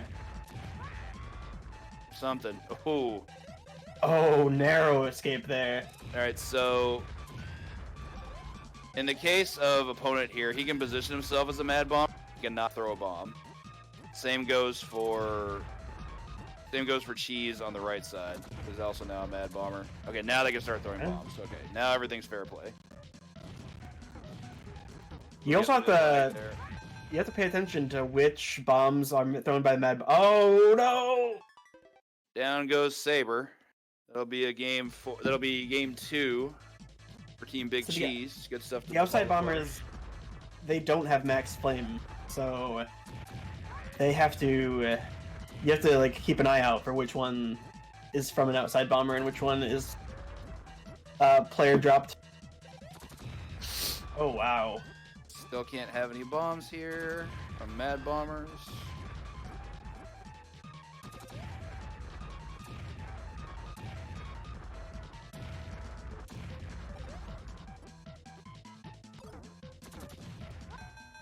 Ooh, got that stun. That was sick. Good stuff to Team Big Cheese. That'll move them on to the bracket, eliminating Team Bombs You Want It. GG to both teams. Yes. Thanks so much for all their contributions today. Big Cheese will move on to play against the Twin Bombers, who lost in round 2 in the losers bracket. Not directly up next, but that will be coming later. Yeah, before that, we're going to be trying to see who's going to win from the Zero Rangers and Team Dataface. Yes, that is if Dataface can get their connection going, which that's right. Remains to be seen. There might be another substitution on that team as well. Could be. Could very well be.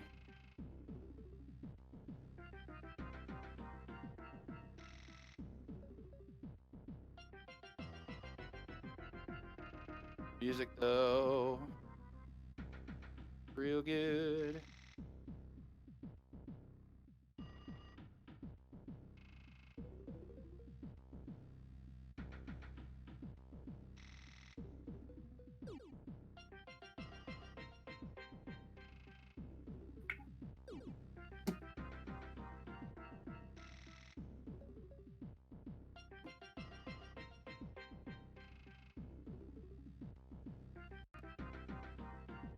We'll see if Dataface gets their substitution in. Run with the software. All right, for Zero Rangers on the left, we're gonna have 3-2 connected at player 1, and then J Machine at player 4. Look forward to that. We got Diego in. Good. I think he's on his player 2.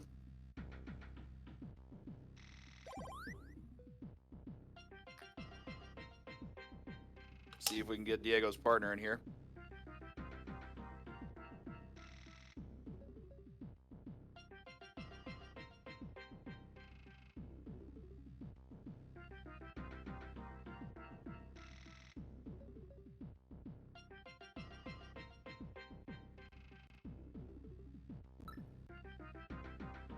J Machine's coming in as player 4. Perfect. So the Bandito mask with the blue. He looks like Mega Man. That's great.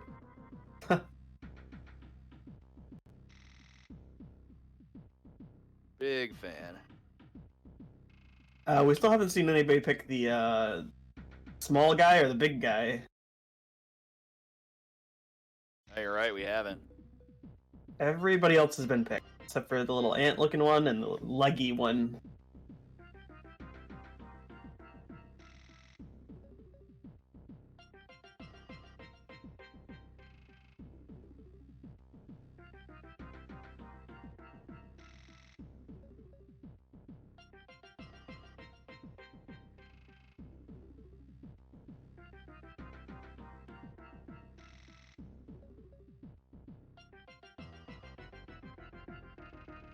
It looks like we're trying to get Phantasmo, aka Ghost, connected for his team Dataface.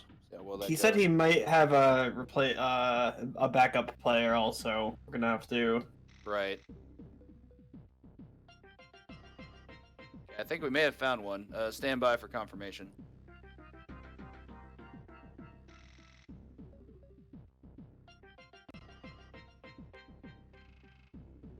Okay, Okay, so confirmation. Phantasmo Ghost will be replaced by a player named, I believe that's pronounced Faisal, Fisel, Okay. who has joined the channel. See if we can get him connected to pair up with Diego here in a moment.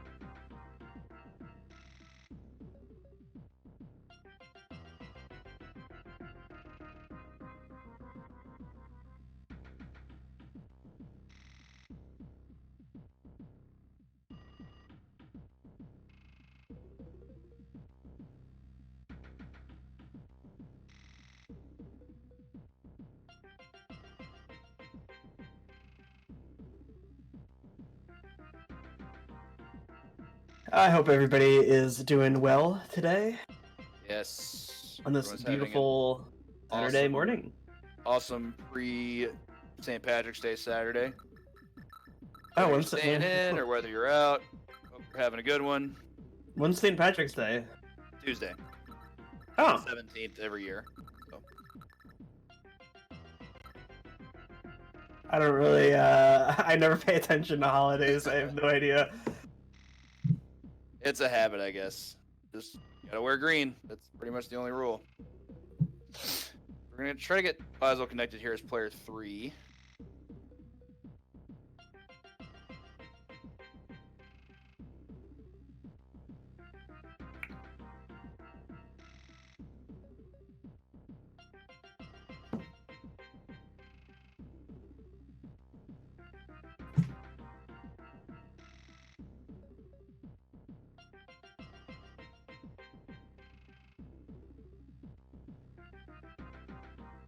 Appreciate everybody's patience as we get set up. But What at least if- the music's good. What if they had Bomberman from Mega Man as like a cameo character in this game? That'd be pretty cool. Or if Bomberman were a robot master. Because I know you have Bombman, but Bombman is not Bomberman. It's true, very true. Bomberman's got to be way more of a threat than. Okay. Let's see how he can't be.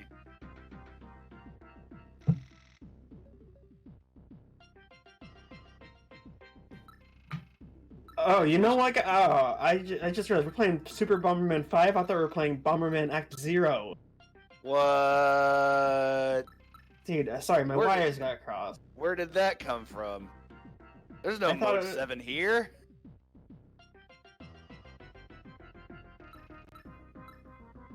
Your wires got crossed? Elaborate.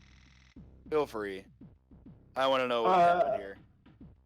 Oh, I'm just, Are you telling me that Xbox isn't a retro system? It might be. It's old enough to be in college now. So, was there a Bomberman for Xbox? Yeah, Bomberman Act 0. It was like that, like, edgy looking one, Act remember? Zero. I thought you said F-Zero. I was like, Oh, no, Act 0. I was so yeah. confused. I apologize. Oh, jeez. Yeah, that crappy, edgy Bomberman game for Xbox. I thought that's what we were playing today. Womp womp.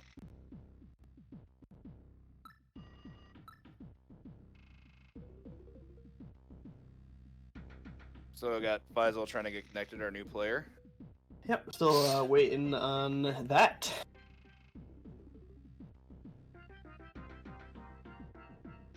Bum-ba-dum.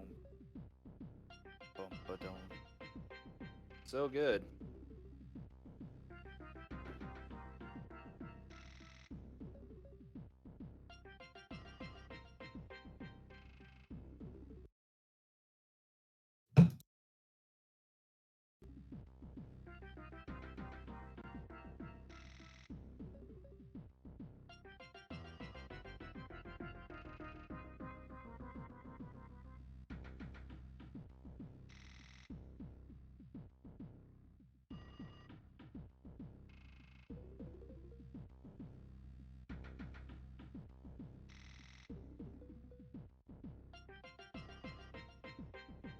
Okay.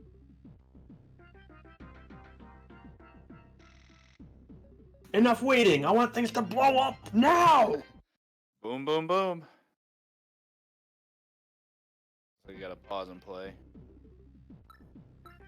Oops.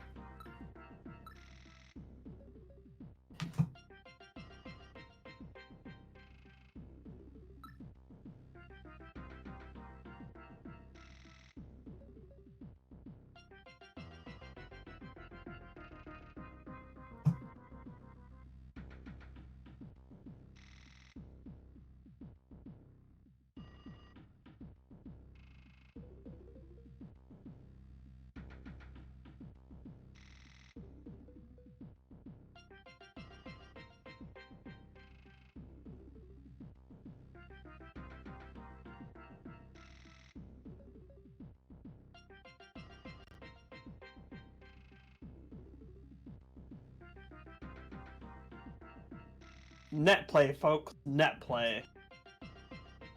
Can't live with it. That's it.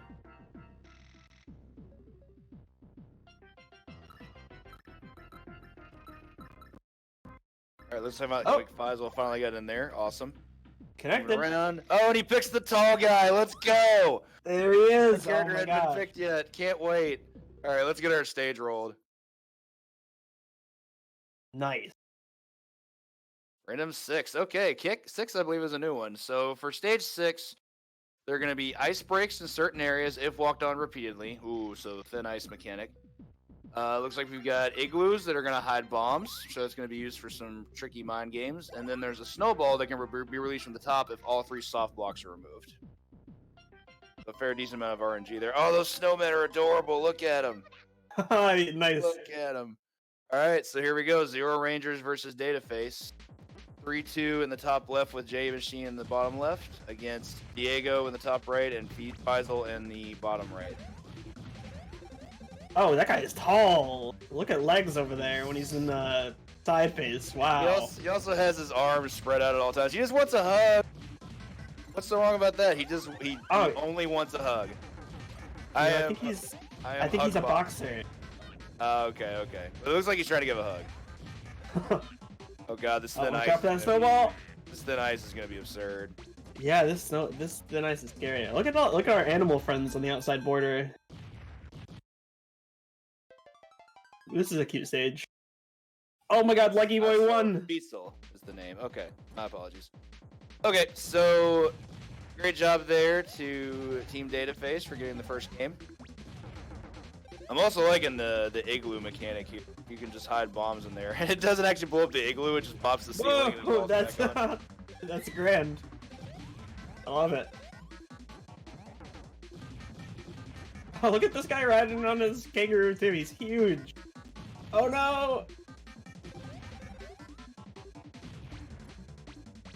You got that big boy kangaroo. Alright, so we've got 3-2 up there as the Mad Bomber. See what kind of damage you can do, if anything. Oh, takes it down for Dataface. They go up 2-0. Looks like that's gonna be match point for Team Dataface. We'll see where this takes them. This is Dataface's first time performing in this tournament as well. They have not gotten to play today. That is accurate. So, see what we get here.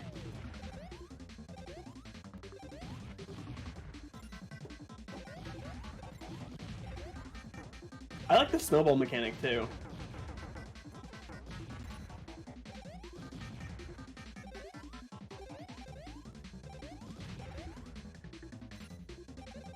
We'll see if the snowball comes into play. How appropriate, the boxer has a boxing glove right now and he's punching bombs. Get him out of the way, it's his job. Alright, takes it down 3-0. Awesome There we go, job, Team Dataface. Team Dataface. Very well played. That will eliminate Zero Rangers, who we are going to thank for playing today. Dataface moves on to face B-Hole Blast in the losers bracket. So now we've got a situation where we've got a semifinals match in the winners bracket awaiting some... It was essentially awaiting the loser of that match to move to the losers bracket to face the player that's able to work their way, or the team that's able to work their way back through the bracket. So... if I had to guess, we'd probably go with the next losers bracket matches here, but we may not. I guess we'll. I believe so. That's exactly what we're doing. So yeah, we're gonna have twin bombers who previously were against Hollywood and DOSBox Falco in the previous round, and had to move to losers after that against the Big Cheese, who advanced past Bombs You Want It in the first round of losers. So we'll get that set up for y'all. And thank you so much again for being here with us today.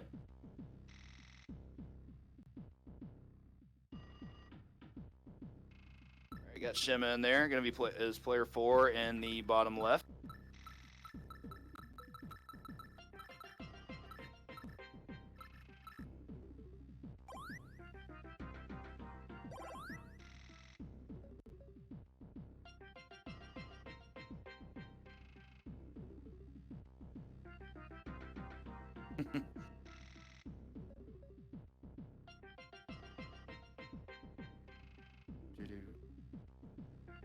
Okay. Okay, A. Is it A-okay? It is now. Awesome. All right, so once again, we've got Twin Bombers on the left with Evo SSR2 in spot 1 in the top left. His partner Shima in the bottom left. On the right, we're going to have the Big Cheese, or as I would prefer to call them, Le Big Mike with cheese. Classic. Gonna be Cheese Viking Games in the top right, and bottom right is going to be the Big Mike. And we've randomly rolled stage 3. I think that's a new one for us today. So in stage 3, we've got a mechanic that's going to, quote, leave obscure players and bombs, and then magnet bombs are available on this map. So any stage with magnet bombs is liable to get adjourned really hurry. Oh, and it's a giant tree that's going to obscure everything. Look at this craziness. Yeah, it looks like our vision's gonna be obscured. Maybe some tricky magnet bomb maneuvers. It's like a greenhouse. Look at this. What y'all know about this gazebo?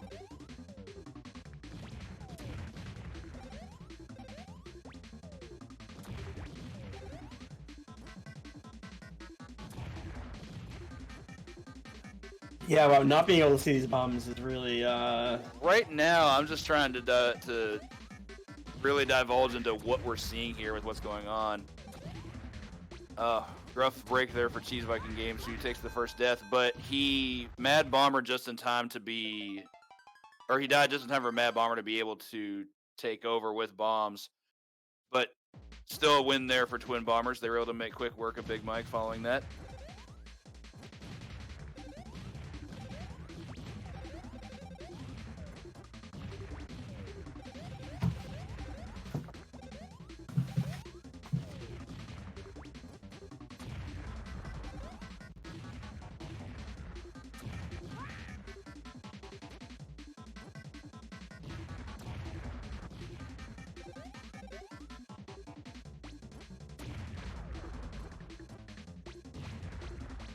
we got a 1v2 situation here. Oh, great throw from Evo there. Oh, but it still wasn't enough. But Big Cheese takes it to 1-1. Awesome job from them for keeping the pace alive.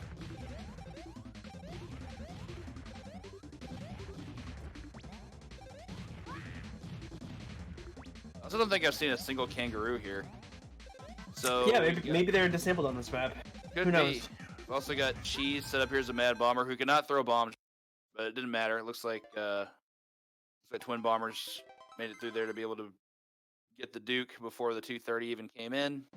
And I think that's honestly the best time to capitalize on trying to kill a second player. If you can kill someone within the first 30 seconds, you have to just go ham to try to kill the next one, because by the time the Mad Bomber becomes active, like the whole scenario changes. Yeah, definitely. Twin Bombers definitely playing up to their name. We got these matching Lucha Libres here. Oh, we got the Stachio. Evo got the Gold Flame, which will give him max range on his explosions right off the bat. Sounds really strong. Alright, Cheese goes down again. Big Mike is gonna see what he can do. God, look at that row of bombs. Oh, wow. Oh, wow. Shima takes the hit there. Oh, wow. Okay. Oh, what a play. All right, we got a tie game going on this game. Nice stuff there from Big Cheese. Final round. See how this plays out. This is gonna be a something. Definitely a tense situation when you make it to game 5. Oh, yeah. It's literally do or die at that point for everybody, and everybody's just gonna play their butts off. No deaths yet. Almost at the 30-second clock for Mad Bomber.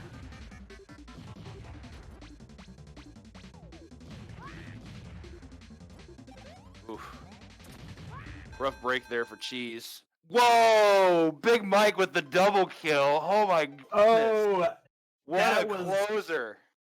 I think Twin Oh Bombers. my goodness. I think they accidentally screwed themselves. They kicked the bomb back and forth to each other. I think that was a teamwork mistake. Yeah, that was wild. Yeah, that was a Goodness really. gracious.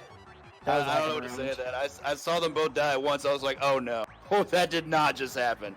It absolutely That did. match was so intense. Whew. GG to all the players. That was nuts. Man, and big props to the Big Cheese working their way through first 2 rounds of losers bracket. They're definitely here to play today. Yeah, they were knocked down lower first round, and now they're proving. They're fighting their way out of this pit. I can't not respect that. So, for our second losers round 2 match, we're gonna have the advancing bracket Dataface, who are going to be playing for the second time today, against the descending from winners bracket B-Hole Blast, who had a heck of a round 2 match in the winners bracket against Magnets. Like, I still think that's probably match of the day so far. Went to all 5 games and +1 because they got a draw in game 5. Yeah, that was wild. Bad. All right, so for our player arrangement, we're going to have B-Mac on the top left, Ant on the bottom left, and then Diego top right, and then Fiesel bottom right.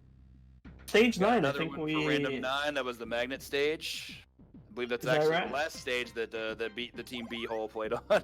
And yeah, understandably, their players are not too thrilled about that. But the way of the dice, you got a 10% chance of getting any given stage. Well, best of luck to both teams. Oh, geez. Ant and B-Mac getting a repeat. That's rough beats. Well, let's go. At least they have experience on this map now, as opposed to the other team. Yeah.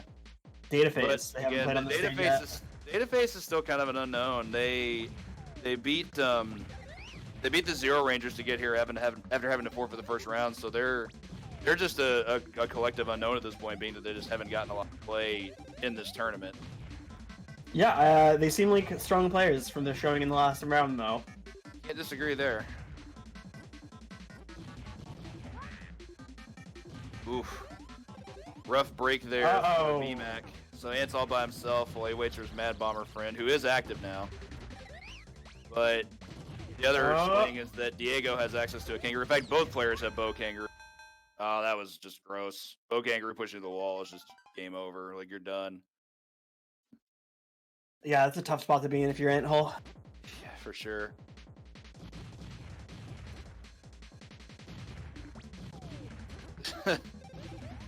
Alright, for game 2, get the magnet switch. Diego gets a Bow Kangaroo away. That one's seeing a lot of play today. Oh, and Ant gets a boxing room. What do we get here? I feel like the boxing room does have some problems. And much like any donkey, it seems very, very strong. But the fact that you have to punch in order to be able to get any interaction is kind of rough, because getting melee in this game is something that I feel like isn't going to happen that often, just because of how much proper zoning there is. Alright, B-Max on his lonesome, though Ant does have access to Mad Bomber, and it didn't matter because there was a suicide attack from I think that was Fiesel on B-Mac in the corner, so that gives them I believe so. the next game. Yeah, dirty strat, but a necessary one.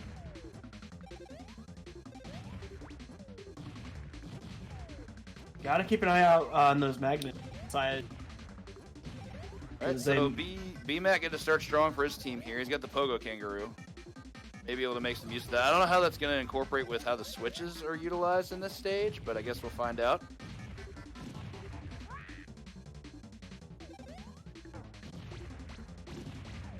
Ooh.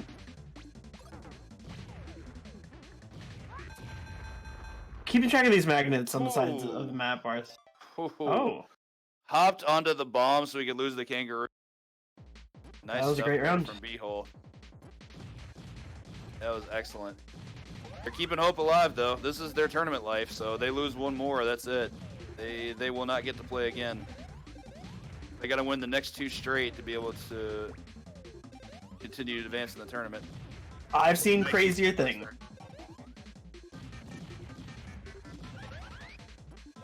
Oh goodness. Oh no. Ant takes the dive, so Max by himself, but he does have a kangaroo. Not anymore, unfortunately. So he has a Mad Bomber assist against the kangaroo, and now he's cornered. I walked into a flame. Didn't matter. All right, that's gonna do it for B-hole, and GG to Team Dataface. Great job to them. They will advance. I feel like we're gonna see a bunch of cries of effing stage 9 here before too long. Team Dataface started their tournament in the losers bracket essentially because of technical problems causing them to have to forfeit the first round. Similar to Big Cheese, they're also fighting their way out, so they're here to prove themselves as well.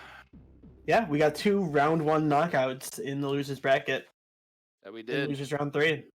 That we did. Twin Bombers and B-hole taking one to the nose. Now we're back up to the main bracket with Magnets versus Team Holly Doss. Away we go.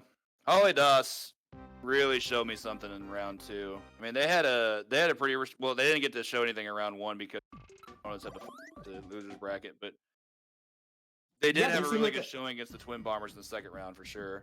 That's right. They seem like a really strong team.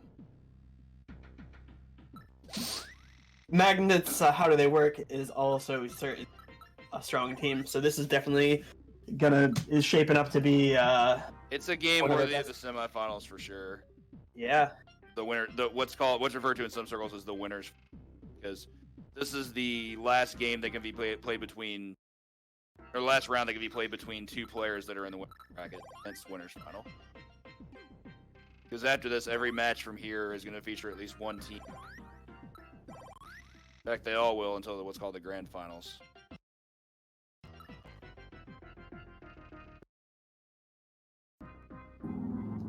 The heck? Alright, so anyway, sorry, I heard something in the game. I was like, the heck? Anyway, so for our player arrangement, we got Magnets on the left with Kavik in the first slot, top left, and then Toad in the bottom left. For Hollywood Doss, Hollywood's going to be represented in the top right, and Doss Box Falco in the bottom right.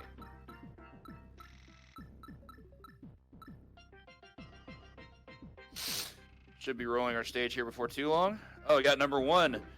Basic stage. Basic stage with nothing special, nothing cool. Yeah. It's just a stage. Standard power up. Not sure that's what we wanted for a winner's fight, but no, it's perfect. This is Final Destination. No Fox, no items. You know. Yeah, I guess so. That's a good way to look at it, actually.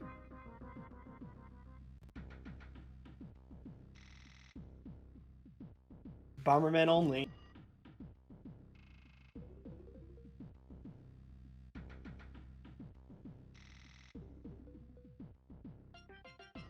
Bomberman only would be sick.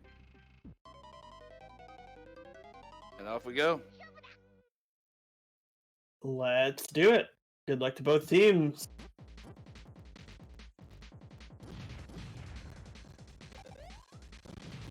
Break them bricks.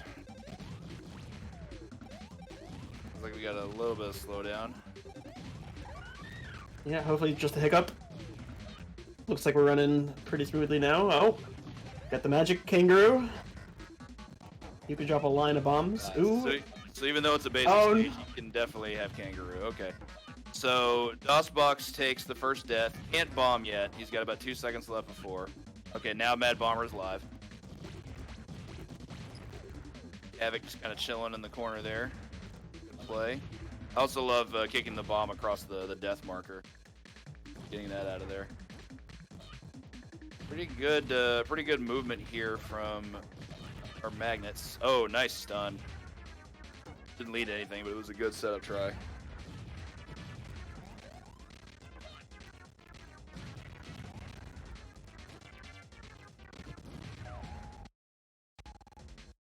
Might be a basic map, but we're still leading to a tense match. Oof. Uh-oh. A little bit of slow down here. Yeah, that was unfortunate.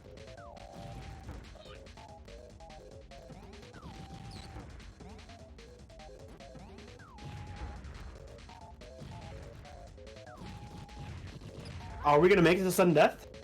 Let's find out. Oh goodness, Toad takes the death, so now we've got on the battlefield it's just Havoc against. It was Havoc against Hollywood with the kangaroo, but Oh, couldn't hold up really, there. So good match there. Good game one. For sure. really good play on Hollywood Pirate.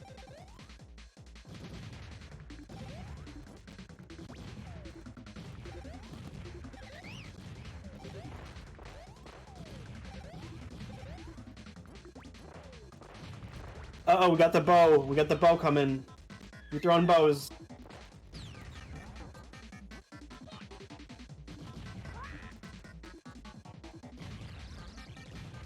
Definitely really well played counter bow strategy there on Hollywood's part. Oh, got the curse.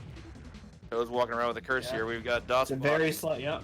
Mad slow. bombering here, but Havoc does have good backup in this donkey that we've got here. So what Toad's looking for now is a power-up so he can drop the curse. Oh, but he got comboed by the Mad Bomber. So I haven't seen much of the blue donkey. It can actually punch feet, much similar to how a boxing glove would have. But so yeah, just very similar to the boxing donkey. But I think it's a little bit worse in that I don't think it actually can stun on players. Yeah. One can throw bombs, here. one can stun players. Ooh, lots of scrambling there. Havoc needs to get out of there. Yeah, he was trapped on every side by a bomb. That wasn't good. That'll be 2 for Team Hollywood DOS. Hollywood and DOS. Yeah, wow. Very Playing really well, I gotta give him that. yeah, this is a really strong team. Definitely one to look out for.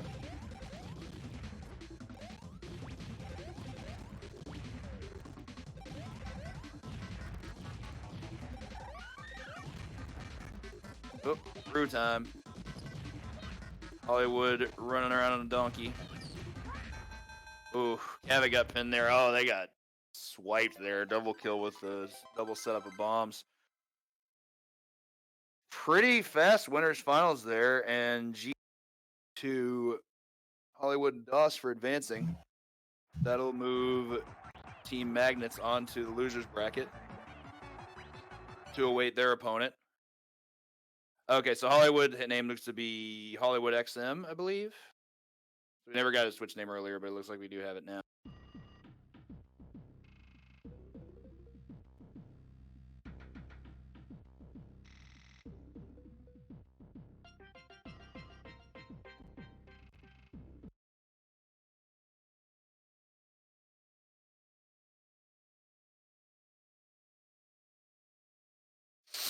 All right, looks like we're gonna get set up for our next one. We're still awaiting still gonna be waiting another player to show up for our grand finals. But in the meantime, we've got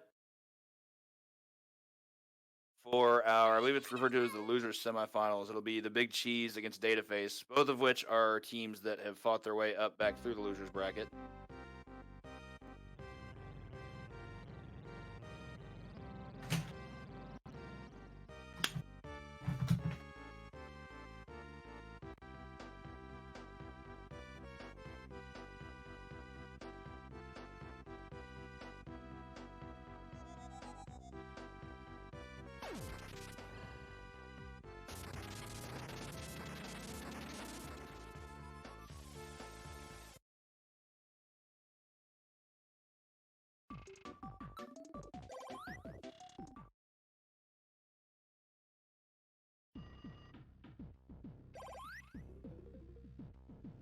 All right, so time for the Big Cheese versus Team Dataface. Heck yeah.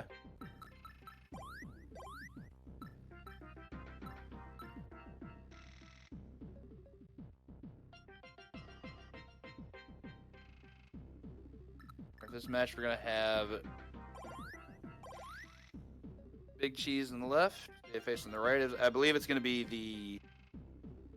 Actually, we've got a slightly different configuration than before. So we've got Big Mike in the top left with Cheese in the bottom left. Used to be the other way around from top and bottom. And on the right for Team Dataface, we're going to have Diego in the top right and Fiesel in the bottom right. We just spun random number 4 for stage. This actually is a new one for us today. We've got spotlights that illuminate only parts of the map, but bombs are always visible, and then there's also magnet bombs and spikes. So it's going to be a vision obstruction stage. All right, let's see how that plays out. It's going to be something. I'm more curious as to how it's going to look. Like, how much darkness is there going to be? You're gonna be surprised. I see wind-up toys.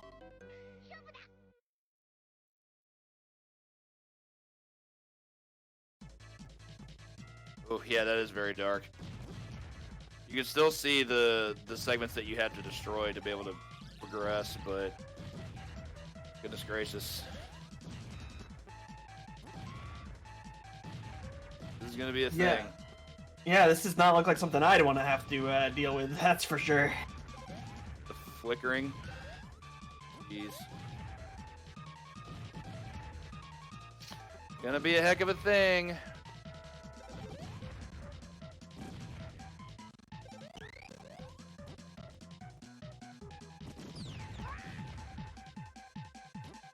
Oh wow, there was a scramble for that donkey, and they both got trapped into it, and the player of the donkey got the advantage from that.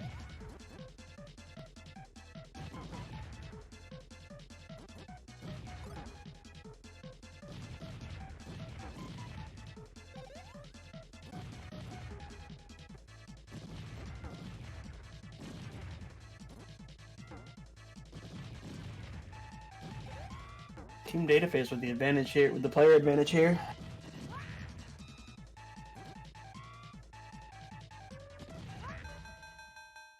All right, heads up, Fiesel versus the Big Mike. Oh, That'll take them down for Team Dataface, getting the first game. That was a fairly long game one. I guess a lot of it's just making sure they can get used to the terrain, which, I mean, admittedly, you can't really see most of it. Oh, yeah. Lag. Oh.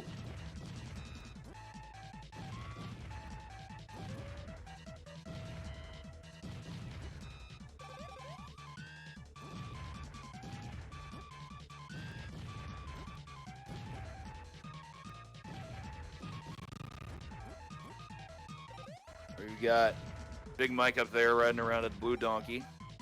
The blue one seems to be, at least on paper, one of the most. I'm not sure it has. Yeah, donkey advantage for. I'm not sure it has the same upside as like the boxing donkey, for example. Yeah. Actually, no, it's different. So the blue the blue donkey can kick bombs, but the boxing donkey can punch players. Yeah, exactly. So the blue donkey is just more defensive. But defense can turn into offense in that case. Oh, okay, so we lost the donkey advantage. On Yeah, it's Team 1v1 too. We've got Big Mike against Diego. There's a lot of soft blocks still around the center of the map. A lot of bombs.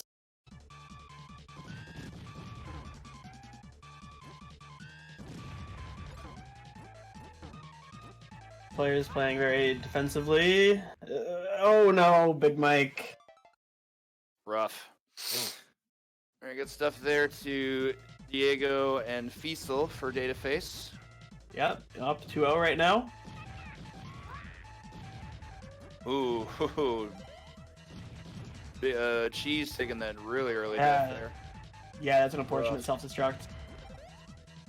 Now he has to just stand by and watch for now.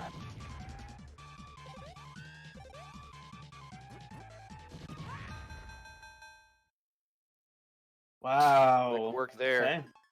They were Yeah. able to take care of him before Mad Bomber could throw some bombs. So that'll finish off that portion of the losers bracket.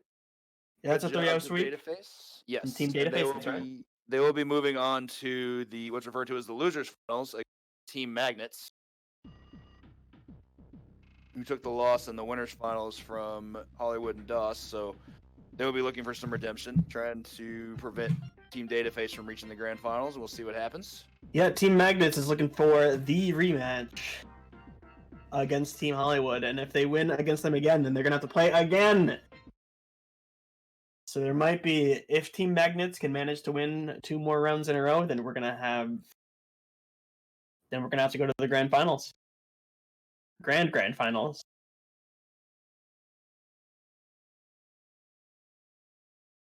And Team Dataface climbing their way up from losers bracket. Yeah, they did a heck of a thing after that early disconnect. Very strong performance. Yes, From sure. this team, sure.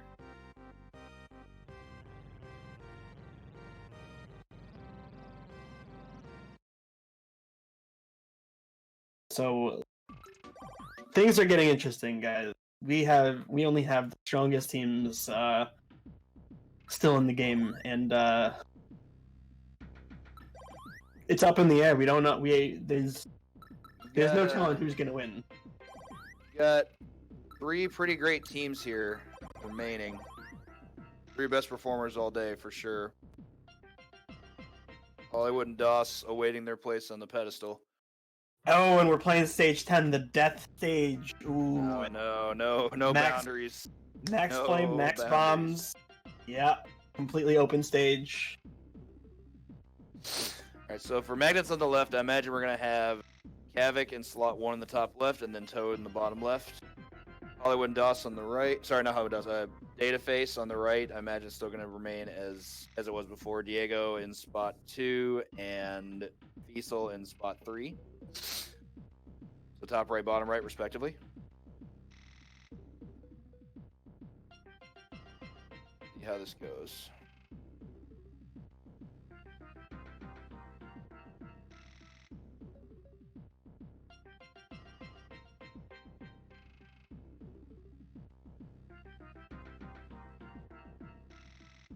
Dun, dun, dun.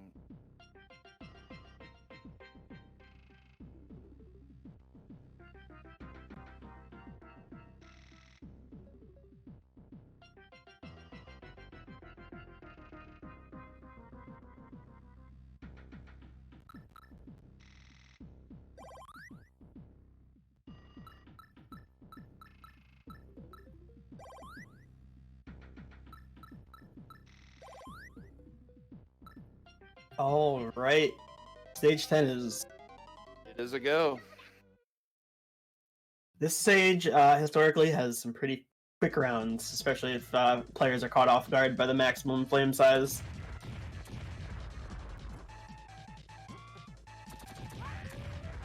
Ooh, very fast death there for Kavik. Oh, wow. Suicide play there. It'll end that very, very quickly. Alright, so Kavik and Toad down 0-1. See what happens here with Toad taking it to the bottom left corner there. Kavik's going to need to get away from that. It's not going to matter. Too many bombs. Wow. Too much yeah, to deal very with. fast rounds going on here. Yeah, this stage is just... This stage leads to some real rapid fire, that's for sure. Oh, hello. Oh, That wow. might be our fastest game today. 4 seconds. That was incredible. That's a way to stay in the tournament. Okay. Just plant them, everybody. Get your licks in. Oof, it is just Oh, wow. tight play here. Oh, man. That was 3 an out at awesome one setup. time. Nice job. Wow. Now we're on to the final round. Goodness gracious. Magnet's not here to play around anymore. They want the Yeah, 2-2. seriously. 2 very fast rounds in a row. They just unleashed the beast. Oh, Kavik. it's heads up. 1-1. It's Toad Heads up. versus Diego. Actually, yeah. Toad versus Diego. Diego's been playing the tall robot. Oh my goodness. No. Peace out. It's peace out. Is it? Okay. Oh. Still 1v1. I just got too caught up. Can't Mad Bomber yet either, so it's literally one. Oh wow! Oh my goodness. That was What that a was game. They came that down match. from a 2-0 disadvantage That match was to get that back. Yeah, wow. That's damn it. Really, really good showing from Team Dataphase though. They came to play for sure, but they were they're a super strong team. And that 3-0 comeback. Damn, that was so wild. Very good game. I'm still just wrapping my head around the fact that they're like, okay, we're down 0-2, so we might as well kill them in 4 seconds, and that's exactly what happened. What is happening right now? That was insane. Oh man, I think what happened there for the final round was they didn't necessarily know that like there was another bomb that could be placed because I don't think they were expecting the 5 bombs set up there. Wow, that was awesome. All right, so now we have a rematch though between Magnets Team Magnets. Gets their run back against Hollywood and DOS. So, for those that don't know, for what's referred to as the grand finals, this is how the grand finals works with double elimination. The team who enters grand finals in the winners bracket only has to win once to be able to win the tournament. Because in double elimination, you have to lose twice to be eliminated. So in the case of Hollywood and DOS, they only have to win a 3-game set against Team Magnets in order to be able to take the tournament. In Magnets' case, they have to get 2 back-to-back wins of sets in order to be able to take the tournament because they have to win a set of 3 in order to be able to put their opponents in losers bracket and then do it again to eliminate them. So they have to win 6 games in order to get there. So they've got some work ahead of them, but it's been a heck of an event so far, and a lot of it could come down to the stage. So we'll see what happens. And this is a rematch as well. They're playing against the team that just knocked them out. Yes, or knocked them to losers. Yeah. So as I recall, it was stage 1 for the winners finals. I'm curious if we're gonna get a rematch. It's a 1 in 10 chance. So we'll see what happens there. Come on, stage 10. Stage Big 10. good luck to all our players. Give me stage 10. That'd be a very fast grand finals. All right, stage 10 is so exciting. All right, so for our setup, we've got Hollywood and DOS on the left with Hollywood and 4, so top and bottom respectively. And then for the right side, we're going to have Toad at 2 and Kavik at 3. Top and bottom respectively. We're getting our stage rolled here soon. Okay, so minor technical difficulties. Bear with us. Set back up.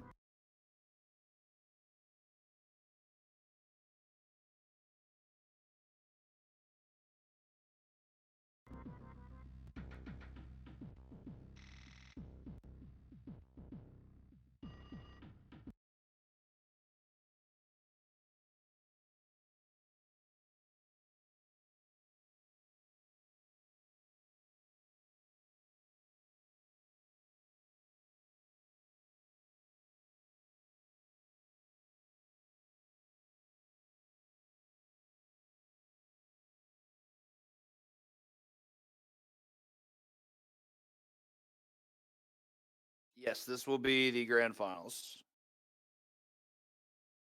To answer the requested question, just getting the client reset so we can have a fresh start.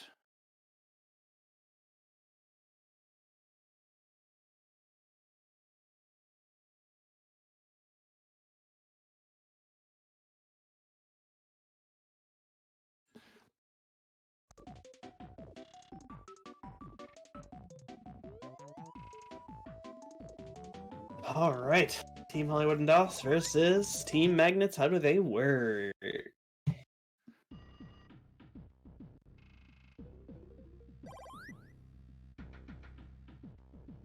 getting set up. In the epic rematch from Winners Final.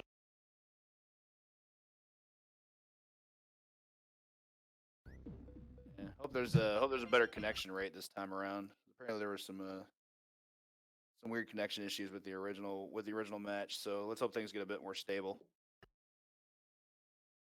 Another client reset. I don't know. The screen went dark. Okay, so had a little bit of an issue with RetroArch. There was just a minor bit of lag with RetroArch time. We want to we want to do our best to make sure that it's going to perform as optimally as possible. So another restart is generally not a bad idea. Yep, just bear with us. Thank you for your patience.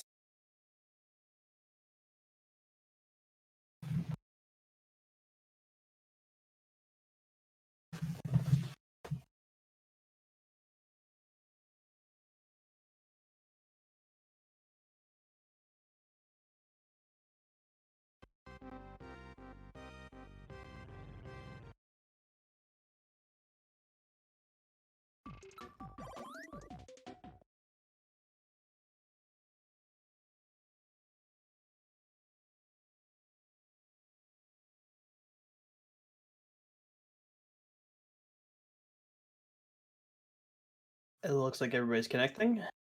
Very good. It looks like everybody's disconnecting. Not so good.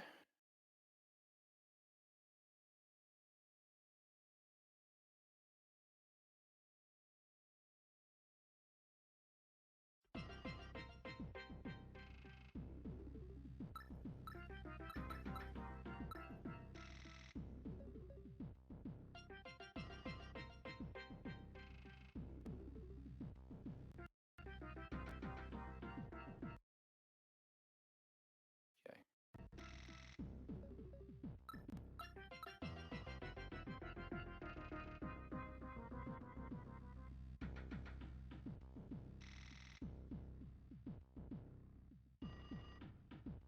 Okay, looks like a little bit more tech issues going on with the restart. Gonna smooth that out real soon.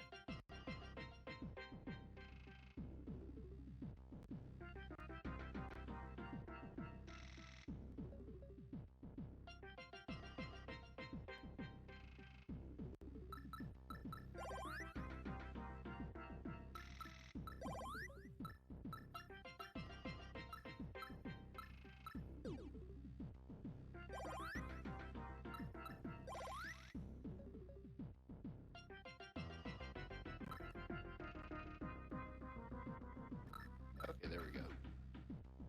Sweet.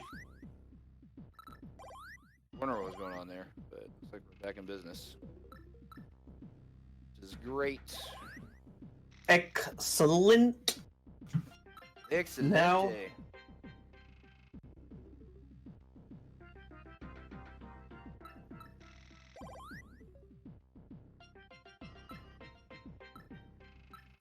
Bum-ba-dum.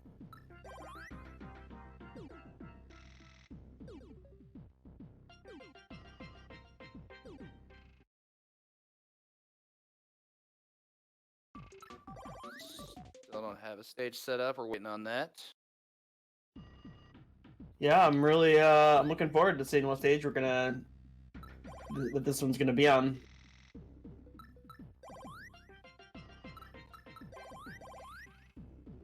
Number 2. Have we seen this one yet? We have. It's the one with the conveyor belts. So yeah. This Oh, is, okay. this is repeat. Ooh. The part I'm wondering about is, and this is important, in the event that Magnets takes the first game and causes a reset of the bracket, both players will be losers bracket now, is that going to reset the stage? I would wager it should. Yes. But Yes. I Yeah. guess Without a doubt. It's a whole nother round. It'll definitely be a random stage again. That's how I feel about it. I think that's how it should go, but again, not up to me. But we'll see. It's possible that.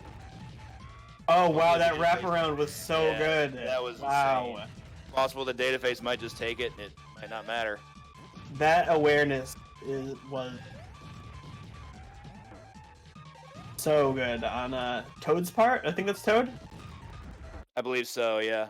Oh. Hit a very unfortunate hit lag there. Oh. One DOS of our is players disconnected. So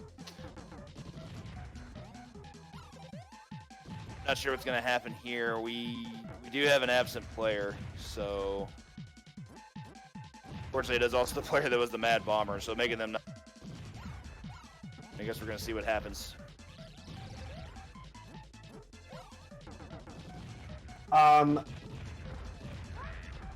Oh, well. Toad did take a death there, so now it's a bit more even at 1-1. It's just that Hollywood still doesn't have a 1-1. I Mad imagine Bomber this on his round is. side. I imagine this round is still gonna. Hollywood still takes it. It's that Toad there. So now we should probably pause it. I don't have an answer.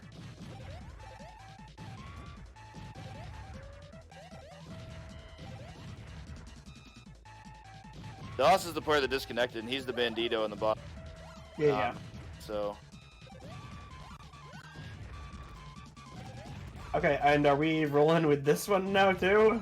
I mean, I feel like they should have. I feel like they should have paused it and waited for him to reconnect, but he's back in now. He's got a late start to the party, but it looks like we're probably just gonna roll with it.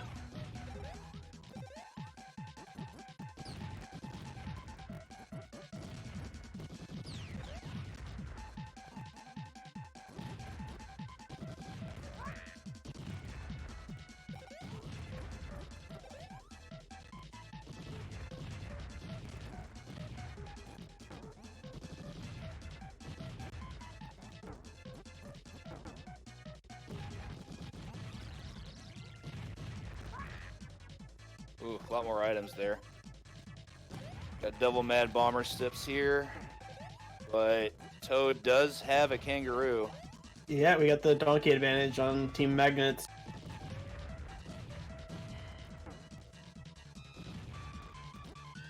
See how that affects things here. I figured he was losing the donkey there. Oh, and he takes. Oh no.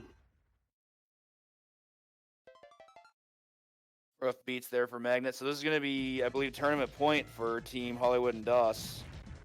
Right. Oh.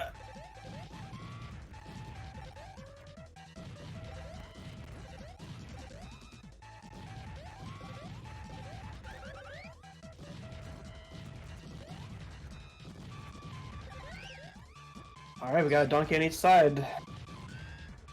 I don't think the bow's gonna be playing much part into this. You never know. Down to 1v1. Donkey advantage on Team Data. Oh, and that's gonna do it. do it. Like that takes it down for Hollywood and Doss.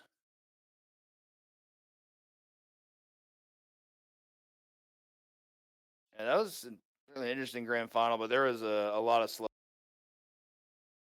Yeah. I mean, there's nothing really to say about it. It's just it's stuff that happens. RetroArch is RetroArch. Yeah, pretty bad know. connection. Some of our players there, but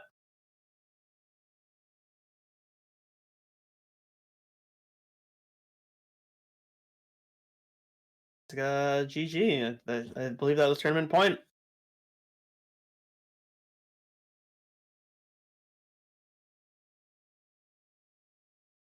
All right, that's gonna do it for. I believe that's gonna do it for our Super Bomberman 5. That bumps the server off. Let's see what we've got here.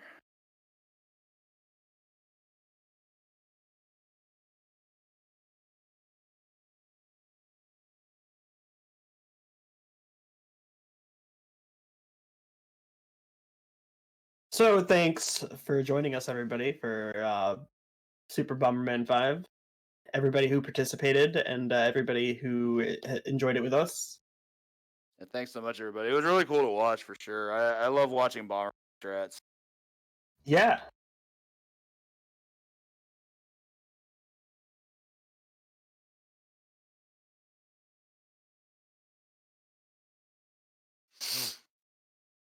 All right, everyone. Before we figure out who we're going to be hosting off to, a couple of events I wanted to bring up to you all for us upcoming the next few months of RGL TV. Next week, we've got the Tiny 10 Remix. And if you are part of our Discord channel, you can see that as part of our current and upcoming events there if you'd like to join. Be sure to type !Discord in the chat if you want to see the Discord channel to be able to join yourself.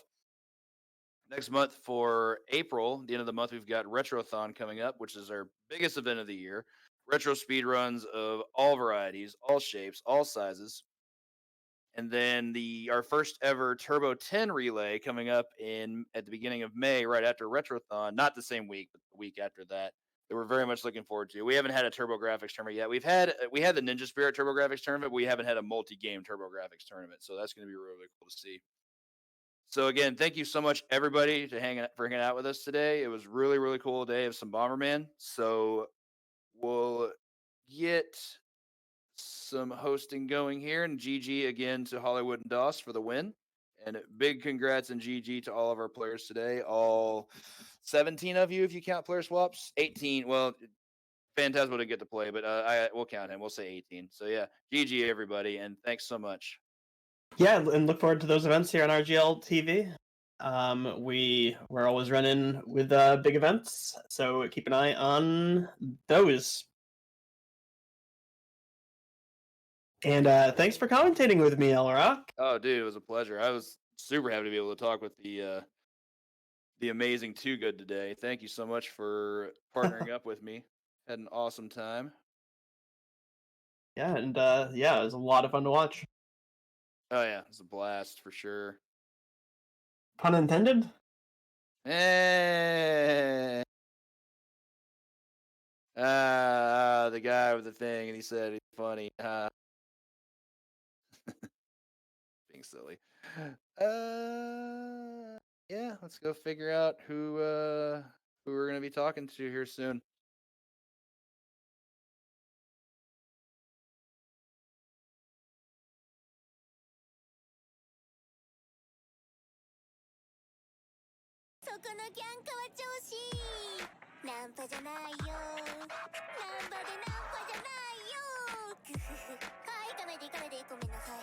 Hey,